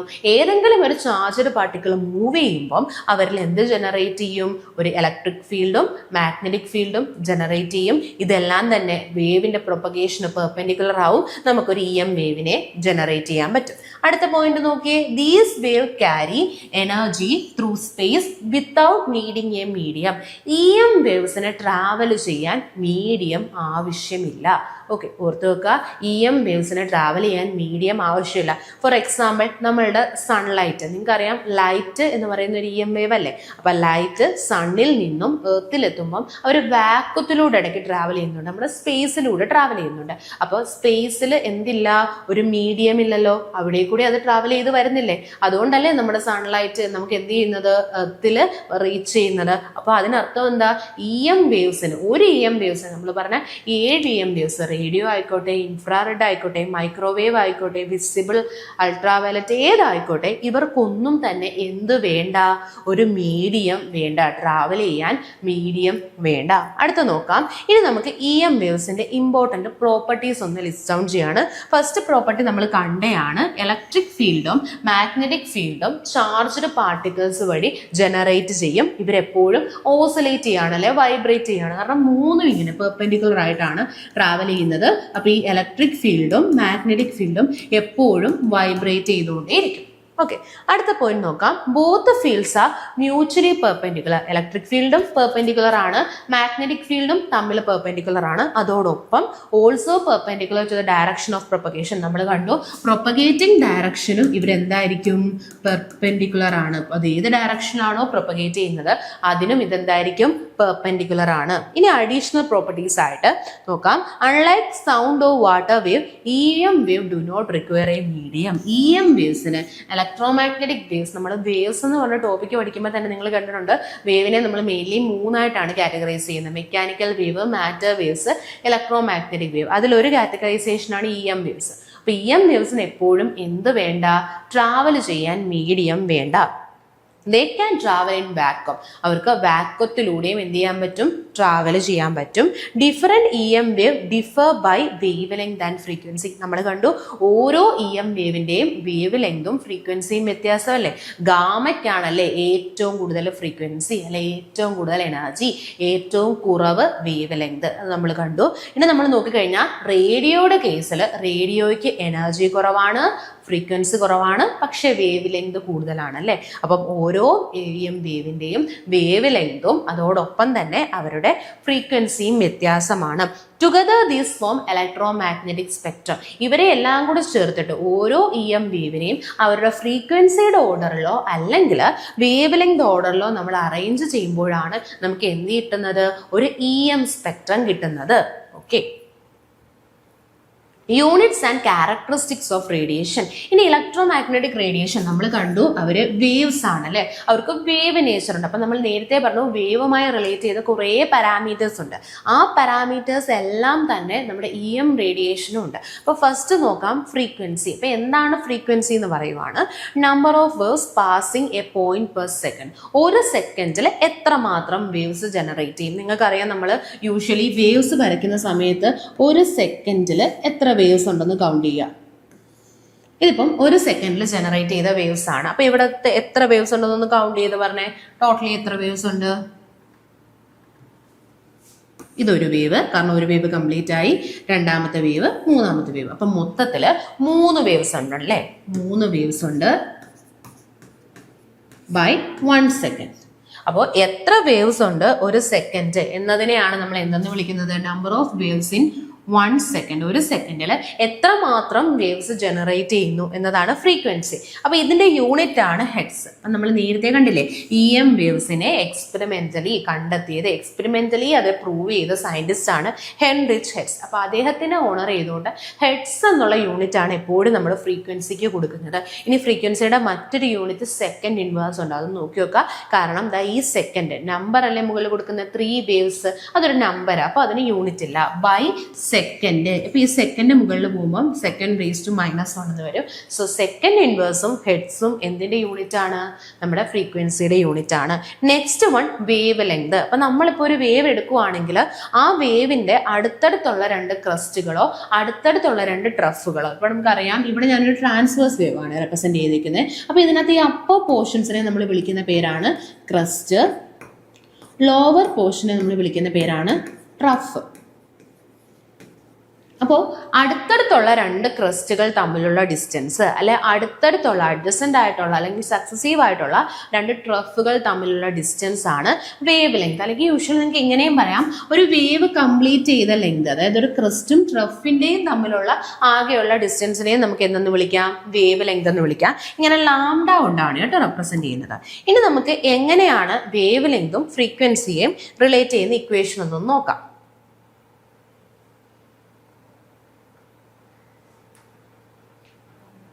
Radiation describe using wave length and frequency. അതിന്റെ ഇക്വേഷൻ നമുക്ക് നോക്കാം. V = F lambda. ഇതാണ് വേവ് ലെങ്തും അതുപോലെ തന്നെ ഫ്രീക്വൻസിയും റിലേറ്റ് ചെയ്യുന്ന ഇക്വേഷൻ. ബി എന്ന് പറയുന്നത് ഇവിടെ വേവിന്റെ വെലോസിറ്റി ആണ് കേട്ടോ. വേവ് വെലോസിറ്റി എന്ന് പറയുന്നത് F ലാംഡയാണ്. ഫ്രീക്വൻസിയെ നമ്മൾ വേവ് ലെങ്ത് കൊണ്ട് മൾട്ടിപ്ലൈ ചെയ്യുന്നു. V = F lambda. ഇതാണ് വേവിന്റെ വെലോസിറ്റിയും ഫ്രീക്വൻസിയും വേവ് ലെങ്തും തമ്മിൽ റിലേറ്റ് ചെയ്യുന്ന ഇക്വേഷൻ. പ്രോബ്ലം ചോദിക്കാൻ ചാൻസ് ഉണ്ട്, നോക്കി നോക്കാം. ഇതൊക്കെ നമ്മൾ വേവിന്റെ കാര്യങ്ങളെല്ലാം പറയുന്നതിന്റെ റീസൺ എന്ന് പറഞ്ഞാൽ ഇലക്ട്രോമാഗ്നറ്റിക് റേഡിയേഷന് വേവ് ആണ്, അതിന് വേവ് നേച്ചർ ഉണ്ട്. ഇതെല്ലാം വേവിന്റെ പാരാമീറ്റേഴ്സ് ആയതുകൊണ്ടാണ് കേട്ടോ. അപ്പം ചിലർക്ക് ചിന്തിക്കുന്നുണ്ടായിരിക്കും, ഓ ഇത് നമ്മൾ വേറെ ചാപ്റ്റർ അല്ലേ, എന്തിനാ റിലേറ്റ് ചെയ്യുന്നത്? ഇതിന്റെ റീസൺ ഇതാണ്. വേവ് നേച്ചറും ഉണ്ട്, അതുപോലെ തന്നെ പാർട്ടിക്കിൾ നേച്ചറും ഉണ്ട് ഇലക്ട്രോമാഗ്നറ്റിക് റേഡിയേഷൻ. അപ്പം വേവ് നേച്ചർ പറയുമ്പോൾ അതിന്റെ എല്ലാ വേവ് പാരാമീറ്റേഴ്സും സാധാരണ വേവിനുള്ളത് പോലെ തന്നെ ഇലക്ട്രോമാഗ്നറ്റിക് റേഡിയേഷൻ ഉണ്ടെന്ന് നമ്മൾ അറിഞ്ഞിരിക്കുക കേട്ടോ. അതിനാണ് ഇത്രയും പറയുന്നത്. അടുത്ത നോക്കാം, നമ്മൾ ഇലക്ട്രോമാഗ്നറ്റിക് സ്പെക്ട്രം കണ്ടു. ഇപ്പൊ നമ്മൾ ഇവിടുത്തെ കേസിൽ കൊടുത്തിരിക്കുന്നത് വേവ് ലെങ്തിന്റെ ഇൻക്രീസിങ് ഓർഡറിലാണ്. അപ്പൊ വേവ് ലെങ്ത് നമ്മൾ കണ്ടു, ഏറ്റവും കൂടുതൽ വേവ് ലെങ്ത് വേവ് ലെങ്ത് ആർക്കാണ് നമ്മൾ കണ്ടത്? ഹയസ്റ്റ് വേവ് ലെങ്ത് എന്ന് പറയുന്നത് റേഡിയോ ആണ്. അപ്പൊ ദാ വേവ് ലെങ്ത് ഏറ്റവും കൂടിയ റേഡിയോ, അപ്പം റേഡിയോയ്ക്കാണ് ഏറ്റവും കൂടുതൽ. ഇൻക്രീസിങ് ഓർഡറിലാണ് എഴുതിയിരിക്കുന്നത്. അപ്പൊ ഏറ്റവും കുറഞ്ഞ gamma, X ray, U V, visible, infrared, microwave, radio wave. ഇത് വേവ് ലെങ്തിന്റെ ഇൻക്രീസിങ് ഓർഡർ. അപ്പൊ നമ്മൾ ഫ്രീക്വൻസിയുടെ ഇൻക്രീസിങ് ഓർഡറിൽ പഠിച്ചല്ലോ, അതെന്താ? Radio, micro, infrared, visible, U V, X ray, gamma. അടുത്തത് ഇമ്പോർട്ടന്റ് പോയിന്റ് ആണ്. വിസിബിൾ ലൈറ്റിന്റെ റേഞ്ച് നിങ്ങൾ അറിഞ്ഞിരിക്കണം. നമ്മുടെ വിസിബിൾ ലൈറ്റ് നമ്മളിവിടെ കാണുന്നുണ്ട്, ഇടയ്ക്കൊരു വിസിബിൾ റീജിയൻ ഉണ്ടാകുന്നുണ്ട് അല്ലെ. അതിന്റെ റേഞ്ച് നമ്മൾ അറിഞ്ഞിരിക്കണം. 400 മുതൽ 750 നാനോമീറ്റർ, 400 to 750 നാനോമീറ്റർ ആണ്. ഇമ്പോർട്ടന്റ് ആണ്, കാരണം പ്രോബ്ലത്തിൽ കയറി ചോദിക്കും. വിസിബിൾ ലൈറ്റിന്റെ ഫ്രീക്വൻസി കണ്ടെത്താനാണ് യൂഷ്വലി ചോദിക്കുന്നത്. അപ്പൊ നമുക്ക് വേവ് ലെങ്ത് അറിഞ്ഞാൽ മാത്രമേ പ്രോബ്ലം ചെയ്യാനായിട്ട് പറ്റൂ. ഓക്കെ, അടുത്തത് relation between frequency and wave length. നമ്മളിവിടെ കണ്ടു ആർക്കാണോ ഫ്രീക്വൻസി കൂടുതൽ, നമ്മൾ കണ്ടു ഗാമയ്ക്കാണ് ഫ്രീക്വൻസി കൂടുതൽ, അയാൾക്ക് വേവ് ലെങ്ത് കുറവാണ്. വേവ് ലെങ്തും ഫ്രീക്വൻസിയും ഇൻവേഴ്സ് റിലേഷൻ. അതിന്റെ റീസൺ ഇതാണ് കേട്ടോ. നമ്മൾ നേരത്തെ കണ്ടില്ലേ, V = F ലാംഡയാണ് നമുക്ക് കിട്ടിയത്. അപ്പൊ ഈ എഫിന് ഇക്വേഷൻ അപ്പുറം കൊണ്ടുവന്നേ, V/F = ലാംഡ. അതായത് നമുക്കിവിടെ കിട്ടും 1/F ഉം ലാംഡയും. അതായത് വേവ് ലെങ്തും ഫ്രീക്വൻസിയും ഇൻവേഴ്സ് റിലേഷനിലാണ്. വേവ് ലെങ്ത് കൂടിയ ഫ്രീക്വൻസി കുറയും, ഫ്രീക്വൻസി കുറഞ്ഞാൽ വേവ് ലെങ്ത് കൂടും. രണ്ടും ഇൻവേഴ്സ് റിലേഷനാണ്. അതുകൊണ്ടാണ് നമ്മൾ പറയുന്നത് ഹയർ ദ ഫ്രീക്വൻസി, ആർക്കാണോ ഫ്രീക്വൻസി കൂടുതൽ അയാൾക്ക് വേവ് ലെങ്ത് കുറവായിരിക്കും. ഓക്കെ, നെക്സ്റ്റ് വൺ EM വേവിന്റെ സ്പീഡാണ്. EM വേവ് നമ്മൾ നേരത്തെ കണ്ടു. EM വേവ് വാക്വത്തിലൂടെ, EM വേവിന് മീഡിയം വേണ്ട, EM വേവിന് ഈസി ആയിട്ട് വാക്വത്തിലൂടെ ട്രാവൽ ചെയ്യാൻ പറ്റും. അപ്പം ഈ EM വേവ് വാക്വത്തിലൂടെ ട്രാവൽ ചെയ്യുന്നത് സ്പീഡ് നോക്കാം. നിങ്ങൾ ഓർത്തു വെക്കുക, എല്ലാ EM വേവ്, ഇപ്പൊ നമ്മൾ UV എടുക്കുന്നു, അല്ലെങ്കിൽ മൈക്രോവേവ് എടുക്കുന്നു, അല്ലെങ്കിൽ നമ്മൾ ഗാമ എടുക്കുന്നു, എല്ലാ EM വേവും വാക്വത്തിൽ ട്രാവൽ ചെയ്യുന്ന സ്പീഡ് എന്ന് പറയുന്നത് 3 × 10⁻⁸ മീറ്റർ/സെക്കൻഡ് ആണ്. എക്സാക്ട് വാല്യൂ ഇതാ നമ്മൾ ഈ കൊടുത്തിരിക്കുന്നതാണ്, കാരണം ഇത് NCERT കൊടുത്തിരിക്കുന്ന ഒരു പോയിന്റ് ആയതുകൊണ്ടാണ് എക്സാക്ട് വാല്യൂ നമ്മൾ ഇൻട്രൊഡ്യൂസ് ചെയ്തിരിക്കുന്നത്. 2.997925 ഇതാണ് എക്സാക്ട് വാല്യൂ. ഇൻറ്റു 10⁸ മീറ്റർ/സെക്കൻഡ് ആണ് എക്സാക്ട് വാല്യൂ. ആ 2.99 നമ്മൾ റൗണ്ട് ചെയ്താണ് 3 എന്ന് എടുത്തിരിക്കുന്നത്. ഓക്കെ, അപ്പൊ എല്ലാ EM വേവ്സും വാക്വത്തിലൂടെ ട്രാവൽ ചെയ്യുന്ന സ്പീഡാണ് 3 × 10⁻⁸ മീറ്റർ/സെക്കൻഡ്. ഇനി നമ്മൾ ആ EM വേവിന്റെ സ്പീഡ് അല്ലെങ്കിൽ വെലോസിറ്റിയും ഫ്രീക്വൻസിയും വേവ് ലെങ്തും കളക്ട് ചെയ്യുന്ന ഇക്വേഷൻ ആണ് V = F ലാംഡ. ഓക്കെ, ഇവിടെ വിക്ക് വരെ ഒരു C എന്നാണ് കൊടുത്തിരിക്കുന്നത്. C എന്ന് പറയുമ്പോൾ നമ്മുടെ ലൈറ്റിന്റെ സ്പീഡ്, വാക്വത്തിലൂടെ ലൈറ്റ് EM വേവ് അല്ലെങ്കിൽ ലൈറ്റ് ട്രാവൽ ചെയ്യുന്ന സ്പീഡിനെയാണ് നമ്മൾ C കൊണ്ട്. അപ്പൊ C = നമ്മൾ ഫ്രീക്വൻസിക്ക് ഇങ്ങനെ ന്യൂ എന്നൊരു ഇക്വേഷൻ ലെറ്റർ യൂസ് ചെയ്യും. അതുകൊണ്ട് ഇവര് C = ന്യൂ ലാംഡയാണ് യൂസ് ചെയ്യുന്നത്. നിങ്ങൾ ഈ ഇക്വേഷൻ ഓർത്താൽ മതി. V = F lambda. വെലോസിറ്റി അല്ലെങ്കിൽ സ്പീഡ്, EM വേവിന്റെ വെലോസിറ്റിയോ സ്പീഡും അല്ലെങ്കിൽ സ്പീഡിനെ നമ്മൾ ഫ്രീക്വൻസി ഇൻറ്റു വേവ് ലെങ്ത് എന്നാണ് റെപ്രസെന്റ് ചെയ്യുന്നത്. ഓക്കെ, അടുത്തത് വേവ് നമ്പർ. ഇനി നമ്മൾ വേവിന്റെ അടുത്ത പാരാമീറ്റർ ആണ് wave number. It is A number of wave length per unit length. അതായത് ഒരു യൂണിറ്റ് ലെങ്തിൽ എത്ര മാത്രം വേവ് ഉണ്ട്, നമ്പർ ഓഫ് വേവ് ലെങ്ത് ഉണ്ട്.